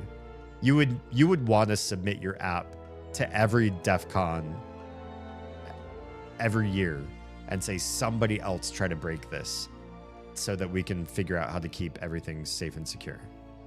You would do everything in your power. You would spend the most money on that side of things. Yeah, not least of which because it will keep you out of prison. And if not prison, at least out of litigation, which would cost way more than just paying for good SecOps. I'm a bit surprised that T hasn't gotten a lawsuit for libel yet. Exactly. We're not liable. I don't know about libel, but definitely just for security breach, right? I'm sure that's all coming when someone gets murdered or stalked over this. 100%. Poor IT/programming habits. That's why. This is way bigger than just regular habits, though, because you could be a bad programmer, but if you work for a good company that has demands on your SecOps, especially for cloud storage, then you could have shitty devs as long as somebody's overseeing the whole thing and saying, hey, in order for us to keep this security certificate for the company, what, like those IESCC, blah, blah, blah. I forget all the letters in the abbreviations, but there are certain like security certifications that you can get that you can then show to potential clients, angel investors, this sort of thing, so that you can keep the money flowing and so you can keep the confidence up and so that your stock shares continue to go up and up. In order to do all this, you have certain compliance standards that you need. Then it's not on the developer level. The developers they have to cohere because they want their job. And if you're the dev who fails to match the protocol, then 1, a compliance officer will find it. 2, you'll be canned almost immediately. So that kind of stuff wouldn't stick. My intro sound played. I mean, you don't have a specific intro though. Not yet. You and I need to talk, Jam. And I agree, Twitch is rude, but this isn't the Twitch thing. I think this is a streamer bot thing. Yeah, but why would you ever trust any company to do that? There's where one of the issues with my company or with my app comes to a head, is for all the things that I need to collect to produce a proper social score, the way to filter out people so that you don't get doxxed, so that you don't get hate rated, so that you don't have bad actors who just go around and negatively rate a bunch of people because they're just angry at the world. and so their votes shouldn't matter as much. All those kind of things require some massive information about all of those people so that you know who to weed out, who to buff, who to debuff, so that their scores make sense in the grand scheme of things. That kind of stuff can't happen unless you have massive amounts of permission. And in that regard, maybe the only way you get around that is if somebody downloads the app, you're like, okay, well, you're going to waive stuff to use it. Everybody can download the app so that if it becomes famous, it becomes famous. You get lots of downloads. You see those downloads numbers, in the Play Store or wherever it is that you download your apps. But once you've downloaded it, you can't sign in or you can't use the service or you can't search anybody else's profile until you have agreed to say, I willingly give over all of this data to make it work. And that's bad. A lot of people wouldn't want to do that. It would freak out a lot of folks, and there's a lot of compliance and just scary issues involved with that. And I get that that's one of the biggest issues with an app with the concept that I'm trying to create. Yeah. Remind me about iCloud and the iCloud photo leak once I catch up with chat, because this is relevant to what we're talking about. And I know some stuff about that. It's just a bad fucking move to put that information online in a way that could tie back to you. I mean, in certain circumstances, like in the case of a man possibly learning about the women that snubbed him, and he's now upset and he wants to do something about it. I would also argue, though, if you had an app that could track somebody's information at the level of, did these two people go on a date together? And how often did that happen? If it could track that level of granularity, then perhaps it could also track if a man's social this is now like theory crafting way deep down the rabbit hole. This is not my project that I want to make into fruition, right? So don't think that the things coming out of my mouth are incredibly serious. I'm going down a philosophical rant here. But let's say if it could track all that kind of stuff, couldn't it also track if a man's behaviors started to act erratic around somebody who had dating history with them, and now they are reconnecting without any sort of DMs, text messages, phone calls, emails being shared back and forth between the two of them, i.e., you see their location data start to converge again, i.e., he's trying to follow her to her work, or he's trying to find out who she's dating now. If that kind of information happens, wouldn't it immediately flag for law enforcement to be like, yo, we need to check on this guy. He's doing something very questionable and we just need to see what's going on. You know, maybe because of that, they would have reasonable suspicion or reasonable doubt and would be able to subpoena his download manifest to be able to see that he's gathered black market data on this woman and is now using it in a negative way. I don't know. I feel like there are ways around it. If we're gonna expand to the future where my app works, then we could also expand to the future where law enforcement and reporting and big data can also out somebody if they start to act in a way that's going to be deleterious to somebody else's lifestyle. I'm not talking about Minority Report shit where they like go and arrest somebody for not committing a crime. Just there are certain things that would be big flags for, hey, we see some incredibly negative behavior and we ought to be able to do something about that ahead of time to see if there's a failure to comply to law. I know it could be secure, but that doesn't mean it will be secure. I mean, that's true, but everybody said that about stuff like online marketplaces, right? back when the internet first started saying, we have goods for you to buy. You can put in your personal credit card. We'll charge it. We'll send you the goods. We promise your house will get the goods. That was a really scary time, right? We made a big jump in trust. But then the ultimate gains that we got and the overall continued use year after year after year that solidified that the vast majority of people were supported by this experience proved its worth. I think that the exchange of your own personal data at a very high level, openness and transparency into a network where everybody else was doing the same would provide more net benefit as long as you had very strong protections and very high level punishments for anybody who acted in discretion to those laws. You could make it work just like we've made leaps of faith before in the past. Those women took that risk and lost. They haven't necessarily lost anything yet, right? Other things have been leaked on the dark web expansively, and in fact, multiple times, like social security numbers.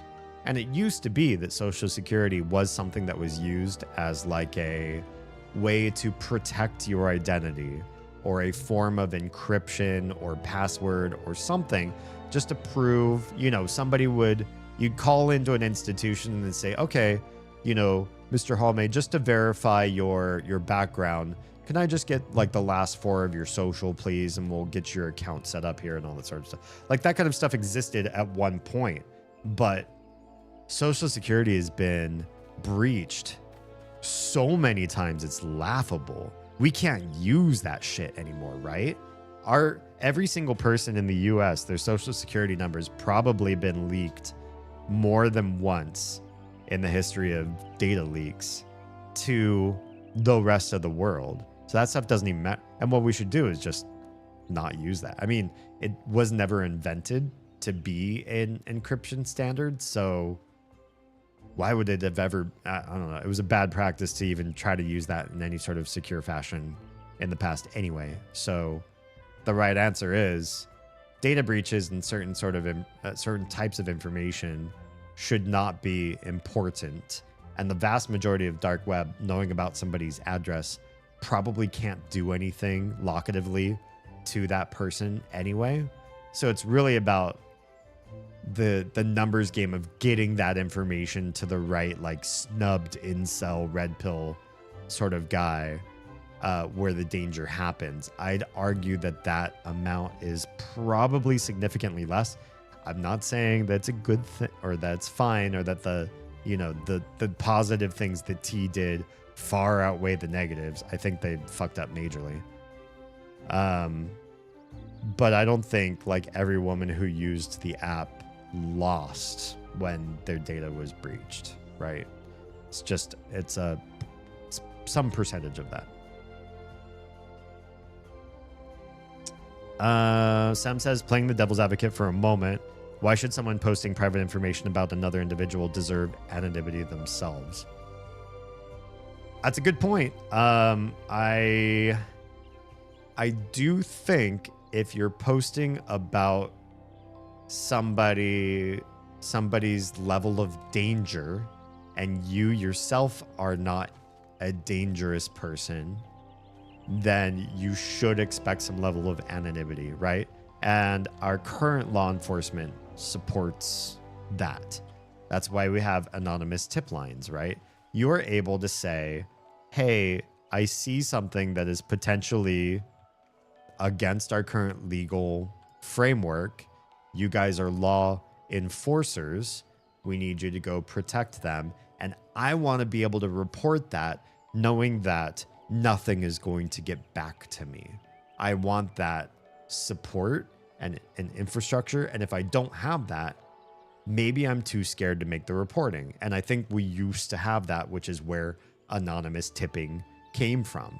Prior to that, some people would say, hey, yeah, I would have told the feds, but I got eyes on me all up in this neighborhood, or I had previous ties to that family or to the family, the mafia, or whatever it happens to be. And so you might have something that you need to say or share to make other people safe, to make tons of people safe.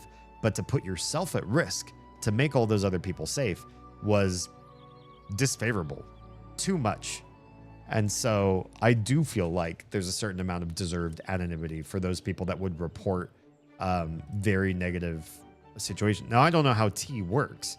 If it was something where you reported potential, like somebody who did not properly understand consent, i.e. could, in theory, if given the right evidence, be convicted of denying people consent. I'm trying to use certain words so I don't get like, de-algorithmed or whatever. If you're trying to save other people in that regard, yes, I agree certain anonymity should exist. Now, if it's just we're all just going to shit on this person. This is like my personal Regina Byrne book from Mean Girls or whatever. And I just, I hate the way he kissed. Does anybody else agree with me? Oh, yeah. And like, 4 or 5 other girls in your neighborhood who've also dated him are also like, yeah, he kisses like a dead fish. Like his lips are, it's just so gross. Then do you deserve anonymity? Probably not. So I think, depends on how tea is actually being used and what sort of information is really being brokered there. I think what makes your concept better than the actuality of tea is that yours isn't like targeting men. While I understand that men, yes, have certain physical advantages, I don't think that relationships or that women reporting men are necessarily enough of a user base to make things feel fair or right. I think that's very polarizing, limiting. It's a little bit homophobic to talk about women who date men and not have any other sort of support. It's kind of trans exclusionary because now you're questioning, what's somebody's like, what defines a woman in order to. There's so many like reasons why this app is sort of like a social nightmare and bomb in so many different ways. I'm literally just talking about, and this is the way all human interfacing really should be. You're a human, and another human interfaces with you. They're your boss, your coworker, your service representative for... Shit, some people are going to miss this, but I'm going to continue on with my rant. Oh, well. Your service representative, like you're making somebody coffee or giving them food at a restaurant or whatever. You are providing healthcare. You are also a patient or a customer or a dating partner or whatever. You're the client and or the provider, and you are judging the other person who is also a client or your provider or your client when you have a job. Every possible relationship has metrics for rating in them. And it should be equitable. A system like this should be about how you feel about everyone. And everything should be taken into account. If you are rating everybody negative on a random day, it's just like literally everyone you do business with or everyone you talk to or are relating to on a given day, you're giving negative scores or low scores to.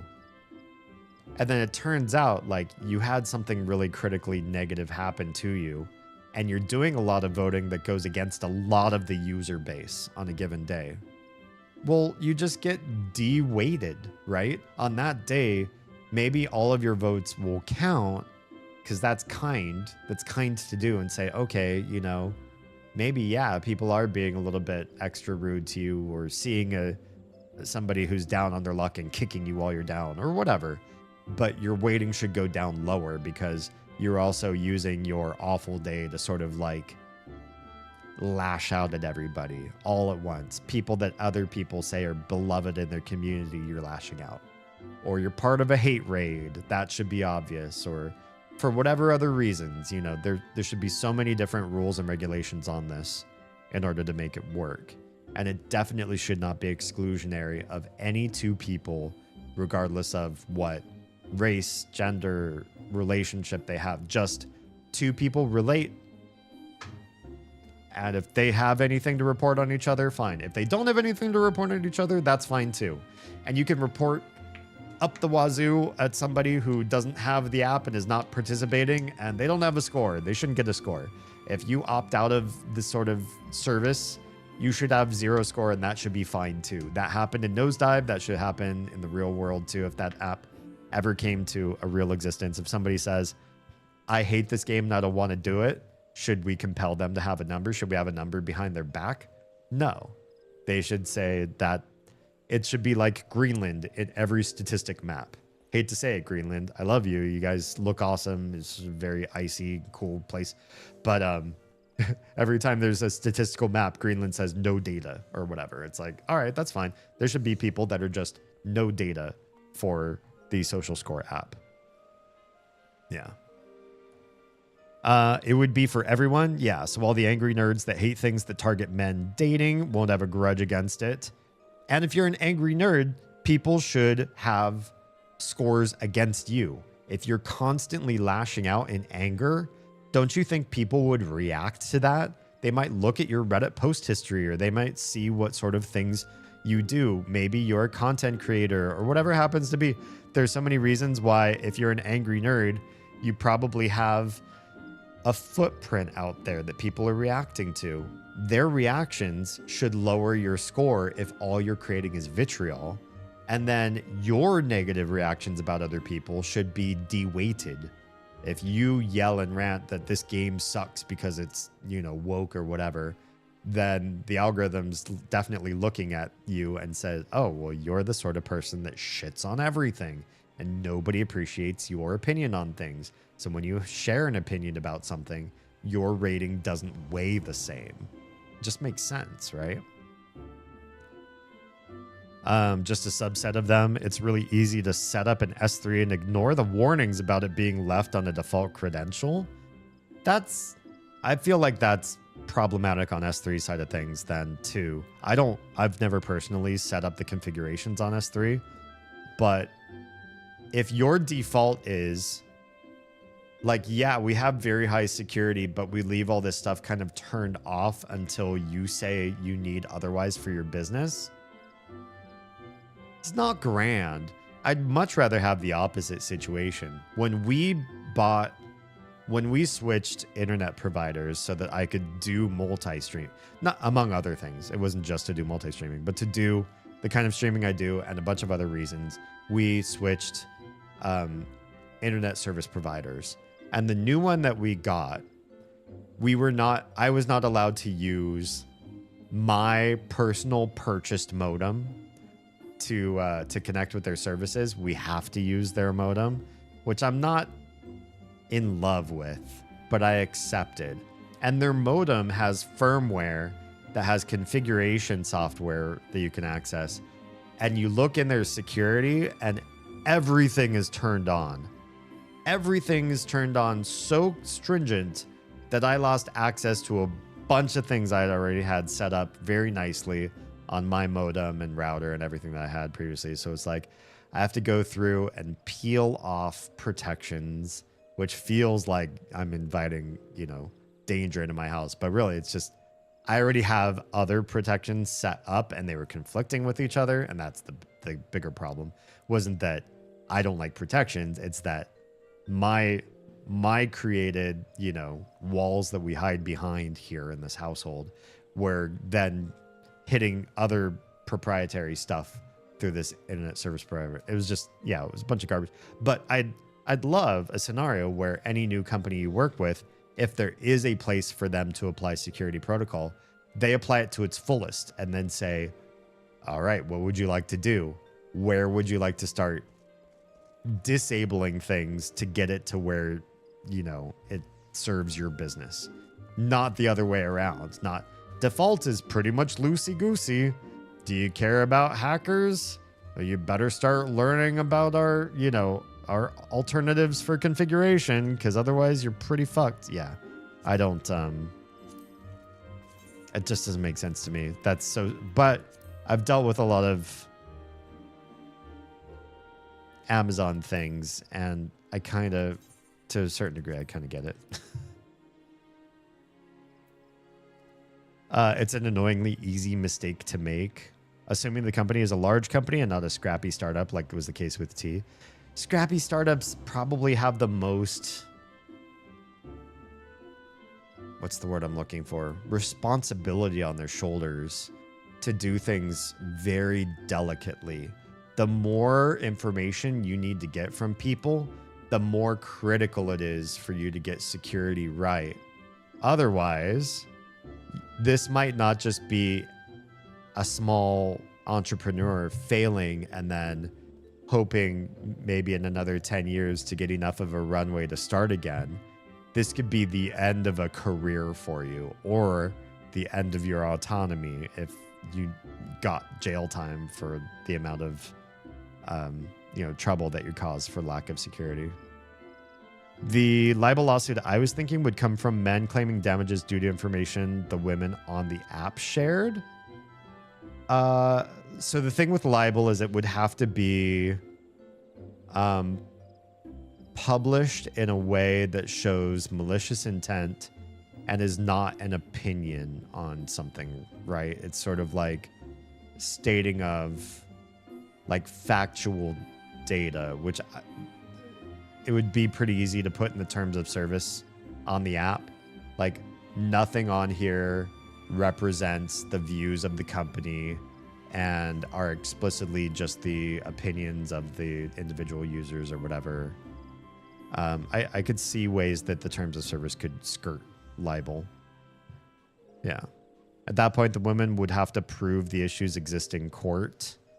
Libel is also very hard to prove too, so there'd probably be a lot more onus on the men to prove that they were materially hurt in some way, that their reputation was materially damaged by the opinions of the women being shared on the app. I think that's a hard case to make for the men. Yeah.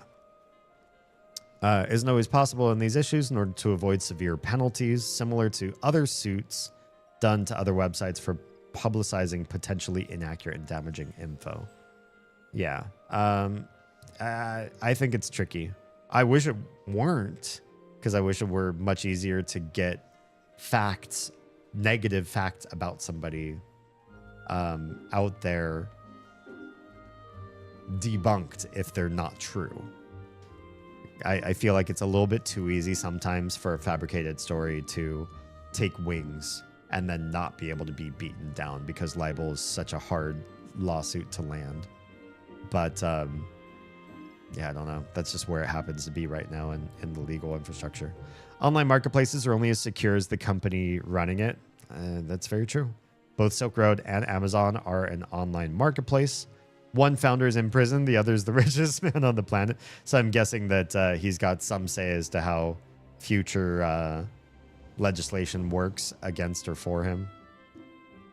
Although he's not necessarily... Is he still tied to Amazon? He stepped down from CEO, right? What kind of ties does he still maintain to the company?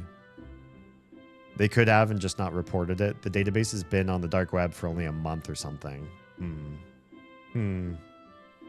Also, my lottery ticket did win, but it wasn't a huge amount. Well, congratulations. I'm glad it won. It was enough to pay off the last of the bill left from my last ER visit? Oh, okay. I mean, RNGesus still did you a solid. I won't say that I'm not a little crestfallen that you won't suddenly be my first, unicorn investor. But to see medical debt get paid off is pretty fucking sweet. That's good stuff. If RNGesus was going to do anything for you, that's pretty amazing. Knowing about somebody's address is one thing. Knowing that they reported you to a dating T website and it spewed your personal details and the relationship stories out. It didn't say that that was part of the leak, though. You said that that their IDs were part of the leak. Now, was that tied to profile information about what they reported about everybody, because that's a whole other horse of a different color, or however you want to call it.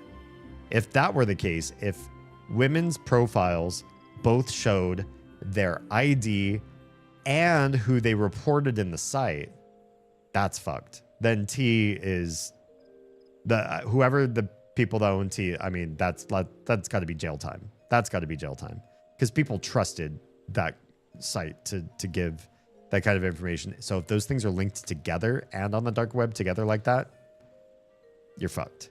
The owners are, or at least willing to get revenge in some other way. Exactly why I would presume that someone would sue. Probably.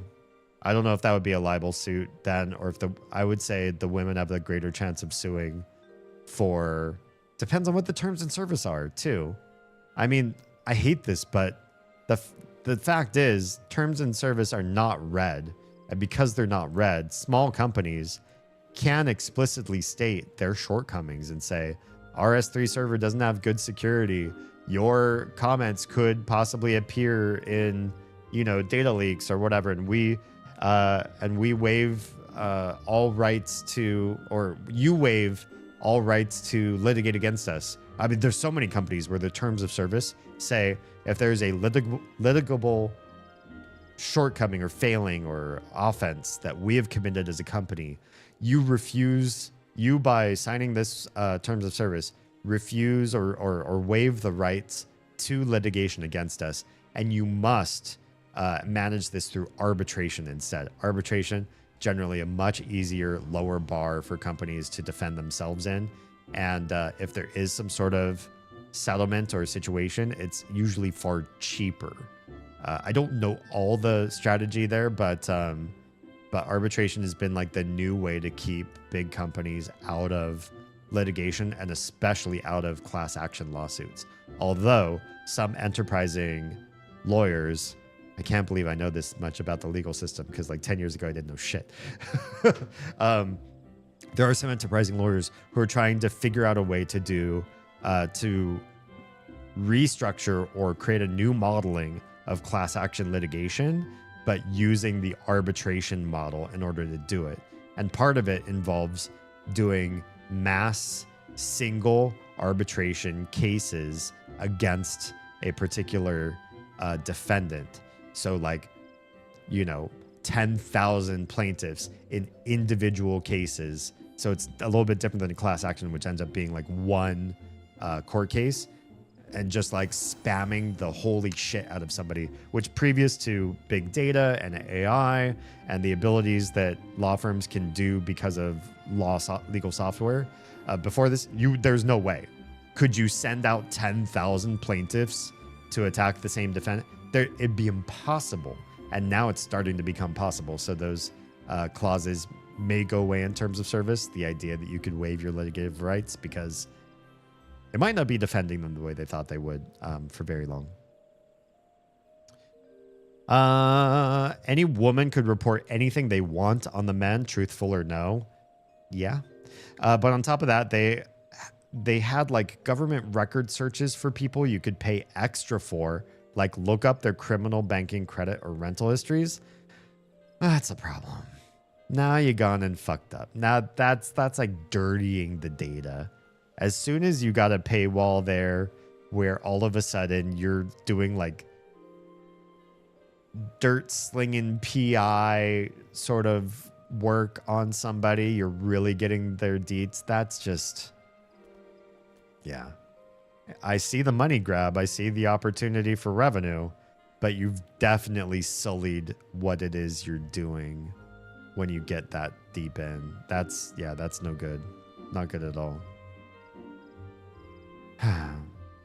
And I'm imagining they're not doing the right filtering, like I have said. If you are a liar about people, you regularly post lies about people online. So you've gone on and you've mentioned all your dating partners in really negative ways. You've detailed all of your experience and all this sort of thing, and it just does not line up with what other people say. The rest of the community is like, they are great. And if we're using, my app, again, we're not talking about dating. So somebody could get a reputation from other stuff and be bad at dating. And that would all need to be taken into configuration or taken into the filters, right? Because, and I'm sure we all know this, it could happen. I know people personally. In fact, I'm kind of closely connected to some people, loath as I am to admit this, that are stellar community people. They're involved deeply with their church. They do good stuff for their neighbors. They're gift givers. They're always trying to look for, well, I've got some extra revenue and I heard this person has this dream and I want to make this come to reality. And then there's that one little shitty thing about their lives, and it is not so little. It's shitty. It is potentially illegal. They're in an open, defiant, and possibly ready to be arrested position in their lives if just certain things would lock into place. But you look at their record in the community and with everybody else, and they look so stellar. So one, you'd need to be very protective of situations like that. If somebody gets negative dating reviews, but positive everything else reviews, their score needs to have some nuance there, right? They shouldn't have a stellar score if their dating score is off. But their dating score also needs to be reflective of basically only the people who have dated them, and that those people generally report other things that are commonly trending.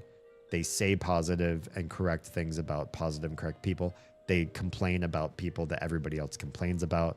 They have a rigorous engagement with the app in order to get that sort of information locked in on somebody. I could see it working as long as it was, again, you'd have to be very cautious so that people could say anything they want and then something would happen because they did. That if you lied, your profile would change, or your ability to change other profiles would be altered. Crime/criminal behavior is another thing entirely. 100%. Yeah. It's interesting. I wasn't aware that the burden of proof is on the accuser in such cases. Yeah. Libel and slander, both. Those are, basically like printed and or spoken lies about generally somebody who has some sort of public presence or who has a widespread presence, and generally has to involve malicious intent, material damages, and a few other criteria that make it pretty difficult to make a case for that it's actually happened. Yeah. Bezos is still the majority stockholder? Okay, so possibly able to be causing big, what's the word I'm looking for? Policy shifts to the company. He controls the board. Yeah, it sounds like it. As far as I know, all the stuff they reported was part of the leak that was the app. So it's like everything, including what they rated people. I encourage you to look it up, T, and read the story for yourself. Yeah, I'll definitely do that. Although tonight, I'm trying to quit my stream early because tomorrow, in fact, I might have to quit pretty quick. I can't believe how late it's already gotten. I can't believe I've already streamed for like 2.5 hours and we didn't. I was like, and we didn't do shit. No, we had a good conversation, which I super appreciate. And yeah, I don't know that we've even completely paved out what I was trying to talk about for what the next couple weeks will be for me and Oz trying to get our schedules set up, which we will before I end stream. I promise. Yeah. But that is something I do want to look up now. Thanks. Thank you for sharing this. Just broke this week. Yeah, definitely cool. Perfect Craft. Hi and welcome. Hey there, D. Trusting a source of information is a really tough and old problem. Certainly. And I mean, it's harder now, right? Because the veracity of information that we get is so, it's, I guess I'll use the term spooky now, right? Because people are grabbing information from dubious sources that are made and set up in a way to manipulate and alter us. right? Whether that is the opinion of a person based on like Reddit forums and other content creators posting reactions to somebody and all that kind of stuff. They influence the masses to think a certain way. News media using bigger and bigger propaganda. Companies just using psychology, right? Companies study us and look at our big data and gather information about us so that they know how best we react. Maybe in ways that we haven't even considered ourselves because we don't have a big data view on our lives, but companies do. So if they're just trying to sell you paper towels, they kind of know more about your habits of spending in grocery stores and what kind of foods you get. Are some of those foods more messy than others? How often do you buy in bulk versus singles? Like they know so much about you that you probably don't pay any attention to in order to get more connectivity with you. Companies do A/B testing. This is something that I hate to say because I hate manipulation, right? But I'm looking into some of this stuff, some commercialization and business building aspects so that I can grow this very content creation brand that you're consuming right this moment. Just to cover the needs of this household. I'm not trying to like take control of you and buy into your household or buy into your house and manipulate you to do stuff. I'm just trying to pay some bills. That's about it. That's if I get that done, anything else is cherry on the top. But one thing is like A/B testing. So, you know, people will create an advertisement for their goods and it'll hit a certain demographic in a certain way, and then they'll make a variant that's overlapping in some ways but fairly different in others. They really want to push two different agendas that ultimately both converge in on please buy into my product or please consume more of me or whatever it happens to be. And then they'll put those out to the world and they'll test it across kind of similar demographics. And then you want to see which does better, A or B. And whichever one does better, you've learned something very impressive about your community just from a simple binary of two different ways to advertise. So yeah, it's really hard to trust anybody, companies, politicians, content creators. Everyone's coming at you from some agenda. The only reason why I hope you will trust me is that we're talking about trust. You know, I'm trying to be the person that if you're going to listen to anybody, you should listen to me because I'm going to tell you don't listen to me. Because I want to be disproven. I want people to look up facts and data. And then I want, if we start to adopt that, you know, okay, well, look at this. You know, these three sources that Jam, you know, sent me all seem to say blah, blah, blah. And so our hypothesis now is this. And then have somebody else from chat pop up and say, I've got this great peer-reviewed, double-blind, nonprofit funded study that seems to be very anti-biased, and it's very much against those three sources that you just cited.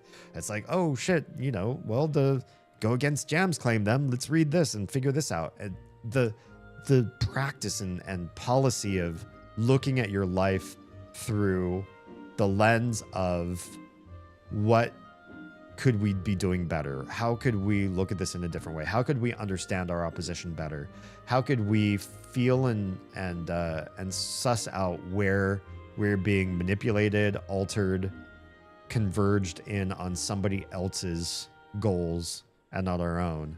And how do we make our goals make more sense to us? That's our goal. That's my goal. That's what I want to do with you. And so I only want you to trust me to the point where we all come together and work on trusting less. Not to make us a bunch of crotchety, you know, hateful skeptics where we don't trust anybody. Like, oh yeah, I'll cite your sources. That, well, you give me a quote. All right, well, I've got that book. Give me a page number. You know, not to go absolutely ballistic, but at least to start developing better truth-finding resources than oh, I've done my research. I'm a researching sort of person. And you literally just fucking listen to Joe Rogan all the time. That's your research. And you hope that he's done his research. Spoiler, he has not. What if we use these same tools to make the world better rather than the accumulation of capital? Wouldn't that be lovely? Wouldn't I love that?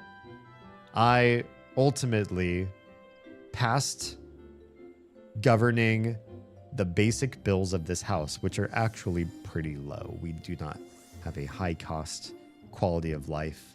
Oz and I are not consumer type people. We don't even buy for like we do some self-care, but like in terms of like bathing and toiletries and stuff like that. We don't self-care with like Coach bags and Dolce & Gabbana and Armani suits and new shoes and latest, kicks and trips around the world. That's because that just recenters us so well. Fuck that. We're just like homebodies who sometimes go out cool places so that our kids get some formative experiences as they grow up. And we're like the least havinist household when it comes to like buying shit and buying into the whole capitalist nightmare. So we get our shit taken care of through content creation, then everything else that I want to do is just like expansion of and development of making this world a better place for all you guys and for everyone you know and for everyone they know. That would be my dream, really. You should always trust me. You should never trust Stuart. That thing that he just said, don't trust even that one line. Makes it easier to trick you when you do. Yeah. Stuart is, he's not quite a goblin like Oz or Gavin, but he's basically, I want to say he's like half goblin or maybe like Fae. I feel like Stuart, while he's not like a, he doesn't get like cackly or like shove snacks down his throat or like I feel like there's a number of ways in which he's not very much like a classical goblin. But he is more like Fae in that he wants to create like a false covenant with you and then steal your name. Yeah. Jamie looked that up. I kind of wish I got that with all of you guys because a number of you are really good at doing fact checking and actually finding like especially studies, which we've brought up online a number of times. We just sat and like read a study or read like a legal document or whatever, that's right in my wheelhouse. And I love, getting to that level with you guys. Absolutely. I don't love the fact that Jamie seems like the person that has the interest and the research and the investment and he's not the star. Probably just because he doesn't have the gift of gab, he's not media trained that way. You don't put him on face camera and with a mic and have him talk for long periods of time. You just cut to him while he says something and then you let him go. But works for them. Their formula seems to work amazingly well for the demographic they're trying to reach out to. Trusting you just means poor decisions were made. True. You have claimed to be a Fae? Well, I don't believe that now. Never mind, I lied. I don't think Stuart's a Fae. If he says he's a Fae, then I super don't believe him on that one either. The plan. It's already like 2. I have to be up extremely early. Ought to be up in 4 hours. And I still have to like brush my teeth and everything and get ready for bed. So let me wrap this up. But I do want to actually say the stuff that I promised I would say tonight. I know on Sunday we did talk about like, oh, I might do some streamer bot things. Not going to happen. Oh, we might talk about like the MMO that I might build one day if I got like crazy amounts of venture capital. Not going to happen. Not tonight. But I will at least say going forward, this Saturday. Oh, God, this water is so terrible. I really need the new filters in the filter. This Saturday and Sunday are probably going to be the same as they always have been. Kids haven't started school yet. They don't start until Monday. So Saturday and Sunday are pretty much unaffected. So the puzzle game stream, which Saturday is going to be a different game than it has been since we just beat Myst 5. But it will be another game that if you have access to Envy, you already know. And if you don't, you'll find out on Saturday. That's happening 10 p.m. Eastern, 7 p.m. Pacific. And then same time frame on Sunday, we're going to be playing more Omori. Those are still happening as per usual. But going forward with the next week, with a week from today, this next Wednesday, schedule might change pretty dramatically. If you want to be up on what the schedule will be, I will probably have it posted on the NV Knowledge Base, I'll probably post on Discord, just a one post. I'm not going to pin it or anything, but you find it like in comments or somewhere else or Mouthpiece or whatever. I don't know. And then on Twitch, I feel like I have this saved in my like profile on YouTube and Kick and stuff like that too. So I may have to go there and make adjustments there. When I change it, I will try to change it absolutely everywhere. So whatever happens to whatever platform you happen to watch me on, I'll probably have that information there. You'll be able to follow it going forward a week from today. But a lot of it requires that conversation Oz will have with the local mortuary to understand what are the requirements to become funeral director in Georgia. And is that something that is attainable, desirable, and still part of her dream and greater plan? That will adjust and alter what she wants to do for content creation, which will inform how I go about building my brand and developing that out. And I have other conversations to make with a few other folks that I'm talking to who have said they were interested in helping the building of this brand into possibly like paid employment kind of situation. So there's so much to talk about and figure out like how it's all going to pan out. And I figure these next couple of weeks, a lot of those logistics will be hashed out in deep conversations and heart-to-hearts and personal soul searching among several of us as far as like how we're going to be using our time and what's going to be happening going forward. So it's a lot in the mix. The big answers for me that you can expect are trying to get my streams earlier so that I get more sleep, because I know you all care about my sleep more than I do. I'm trying to care more.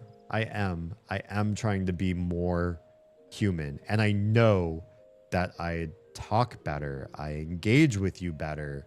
I talk faster. I get more ideas across. We have higher level conversations when I am more well rested. I don't slur or stutter my words as much. You could definitely tell. I watch some of my older streams and there's sometimes where I'm like just trying to get a word out and it sounds like I'm streamer brained, but it's like in the first 30 minutes of the stream and I'm just like, oh, how do I get this word off my tongue? And it's just like by a certain point in the night, because I'm sleeping only 4 hours a night, and I've been doing that for like 6 years, that more than 6 years now, that sometimes my brain works faster than my mouth can carry. And a lot of those nights, I'll admit to you, like if we're watching a movie or a show together later on in the evening, I'm drifting off or I'm completely passed out. Then we do the bedtime routine with the kiddos, and we're in their room, putting them down, giving them last minute cuddles and whatever, you know, just the wind down routine. And sometimes I'm passing out there too, like just asleep. And so the kid that I'm responsible for, because Oz and I each do one kid and then swap every night. Sometimes that kid's bereft of me as a resource. That sucks.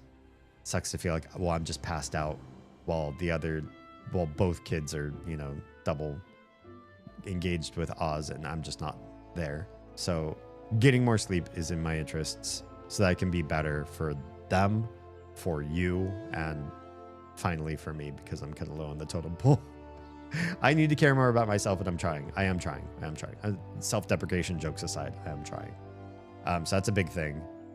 Changing format so that there's more room for open conversations. The just chatting streams have been so much more popular this year than I ever expected. It's like I hear you, and I definitely know while there are certain multiplayer and crazy and chaotic games that I enjoy to play because of the socialization aspect, that's not necessarily the brand that I'm building. And so I'm also working on developing a schedule out that supports what I want to provide as a legacy and what you guys want to have as your consumption. And so I'm taking it all in. And on top of that, like in these next couple weeks, while I say I have these internal conversations to have with all these private people and with Oz and all this sort of stuff, feel free to reach out. I have DMs right now lit up right now from people who are like you, who are either like you or are you, some of you.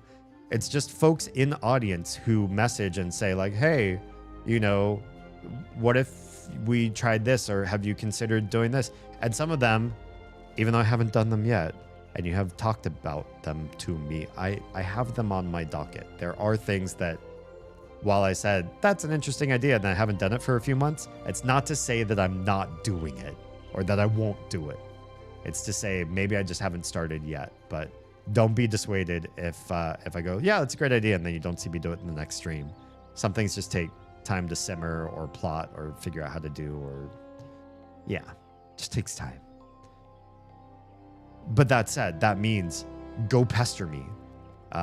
There will be a few days between now and my next stream. My next stream is Saturday. So pester me in DMs. Say, yo, D, you know, I see streamers that are 20 times larger than you, successful, you know, they're actually paying their bills doing this, and they do this and you don't. Have you thought about it? Have you thought about being more like this person? Have you considered this? Have you tried this yet? If you like what you see so far and you'd like to see more of it, and you know Oz, and you sometimes see one of the littles sneak up behind her to get in our streams, we try to avoid that. They're starting to learn to dodge the camera, since they're still of an age where it's like, we probably don't want you on live stream. But if you want this whole household thing to succeed and you want to help us out, you've got great ideas that we haven't started yet, let us know. Super appreciate everything that you have to offer to help us out on that road. All right, I will catch up with chat, and then I will go to sleep so I get some hours of sleep before the morning. I have accepted the title more than claimed it for my own. Stuart meaning being called a fae. Also, as a fae, I find it upsetting that so many people no longer use their true name due to all the internet names. Well, sucks to be you. Did I ever tell you my middle name? Hopefully not yet. Makes my job much harder. Yeah, sucks to be you. Got lots of cold iron around my house too. Hope that's okay. My psychiatrist calls the fact that I can so regularly go without any sleep at all as a form of superpower. I would imagine that psychiatrists above all other people know how critical sleep is and would call it a super debuff of some sort. I'm like, well, if it were productive energy, maybe. Yeah, I could imagine if when I get 4 hours of sleep every night for so many years, I was suddenly able to do 3 times the amount of work that I can do when I get lots of sleep, then yeah, that'd be great. But I too have issues with productivity. Even though I sleep so little to try to get more productivity out of my day every day, I think I could do better with more sleep and less awake hours. Quick question, have you or your wife ever watched the show 6 Feet Under?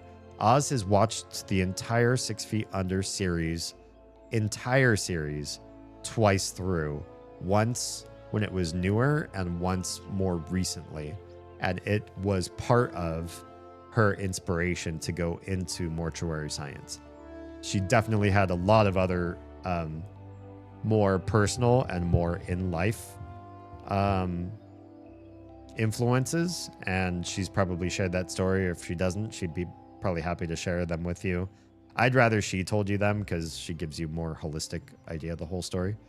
But 6 Feet Under was a non-zero contributing factor to her interest in becoming a mortician. It's the only show about funeral home directors I've ever watched. It's probably the only show about funeral home directors, or at least the only popular one. Yeah. In my honest opinion, one of the best show endings of all time. I've heard that before. I have only watched it in blips and blurps, so I can't say I really know the story very well, but it seems well acted, well written, well scripted, and yeah, just a very smart piece with a lot of interpersonal drama, which I really like. I just haven't time and spoons and all that sort of thing. People being crabby about timelines for ideas doesn't make a lot of sense to me. Changes aren't as simple as slapping a sticker on it and just jumping right in. And, you know, I only say that as a precautionary or prophylactic to anybody's complaints. Nobody's ever actually said to me, yo, D, I told you you should try this and I haven't seen you try it. That kind of sucks. Or like, I feel sort of butthurt about this or whatever. And I've had a number of people like flow in and out of closeness with me. And I never thought directly because I didn't do stuff that people wanted me to, that was a reason. But I also am getting to an age and a maturity level where I don't care. I want to do things right to make content creation a business. That doing right does mean that my boss is the audience. So I can't just ignore the interests of the masses. But if somebody's going to play the game like, hey, I gave you this idea and you didn't try it, so I'm just going to leave, like to hold me hostage over putting on the show that they want me to put on, that's not going to happen. I will chase stability first. And once I hit stability, I'll probably cut ties from trying to do things in other people's methodologies. In other words, you may see me put on the mascot, proverbially, put on the mascot suit, put on the stupid apron, do the things, you know, go through the motions of content creator growth and be more parasocial or jovial or wild or sponsor reading or all the things that are required of a person to grow a brand.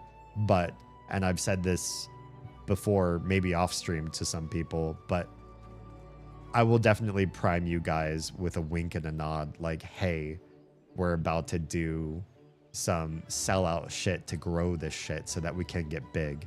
And the moment we get big, I'm using this stream and the last stream I talked about it and all the times I talk about it off stream as a covenant to where we are right now in our philosophy.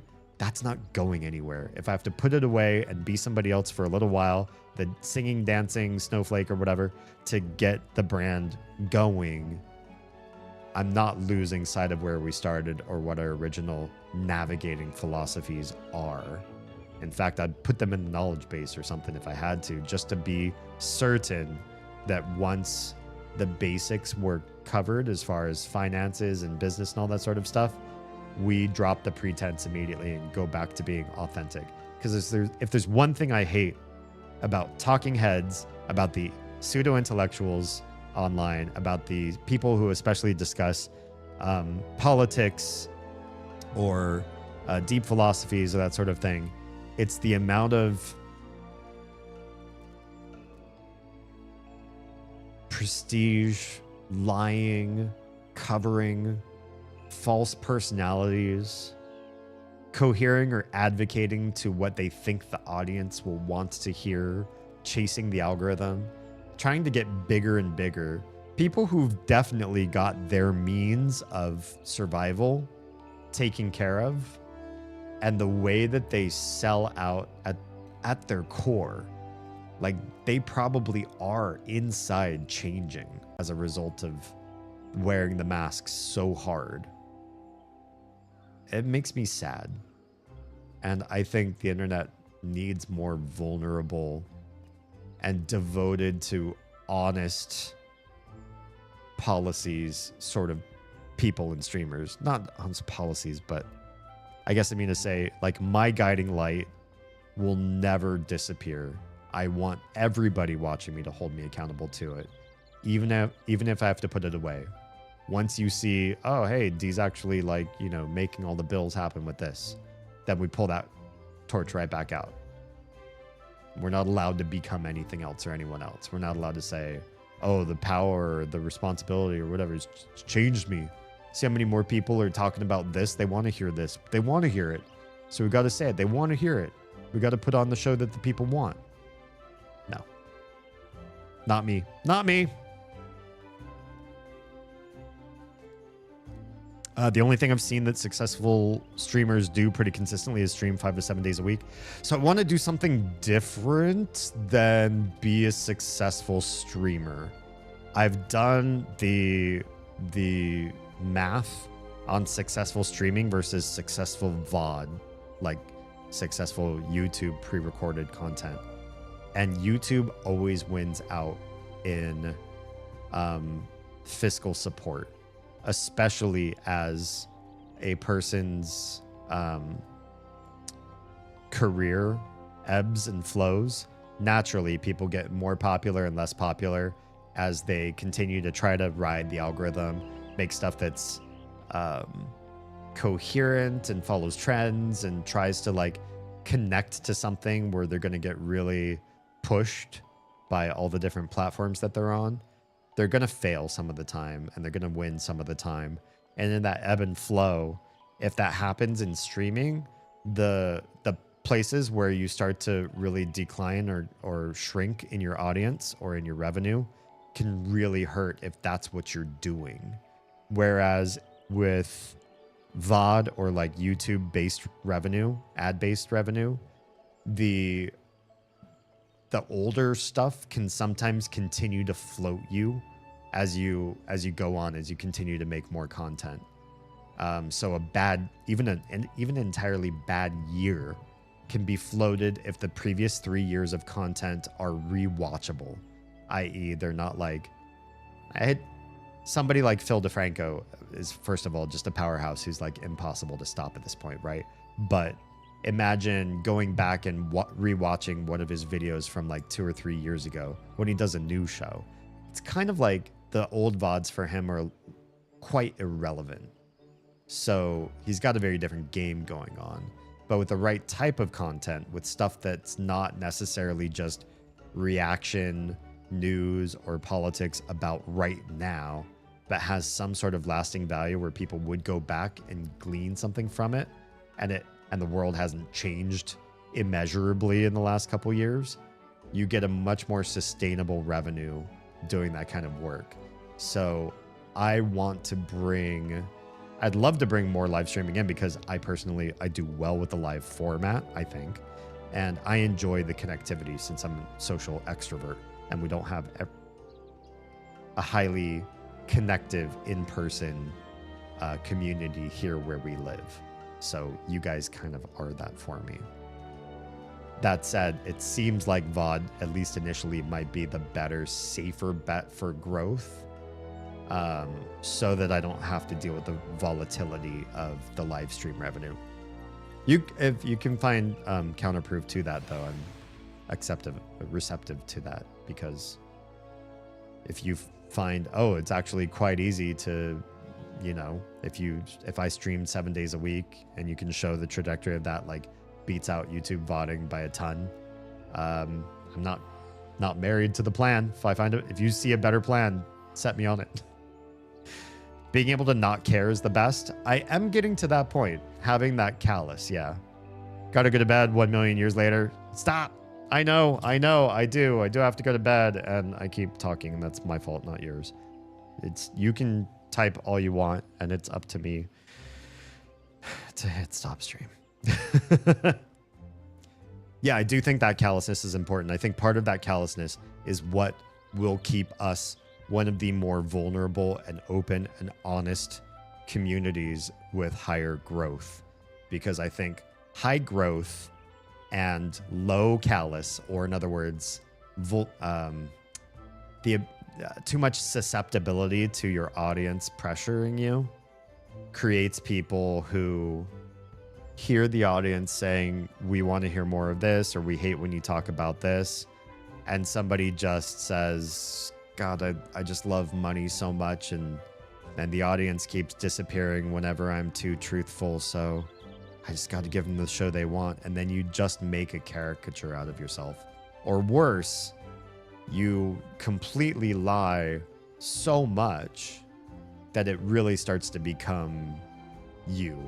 That after a while, after spitting the same rhetoric, the same talking points long enough, you kind of forget that there was anything else. And that's just what you say now. That's just what you think you believe, because it's been your talking point for so long just to chase the almighty dollar. Thank you guys for being here. If you've been watching on YouTube, Kick or Trovo or RIP Instagram, 1 hour into the stream immediately died. We're saying goodnight to you now. We'll see you again Saturday at 10 p.m. Eastern, 7 p.m. Pacific. I love your faces. And if you've been safe, fed, and loved, make sure someone out there is too, please. I'm going to try to do the same thing in this household. I'll see you guys in a bit. Don't leave, people on Twitch. We got something for you.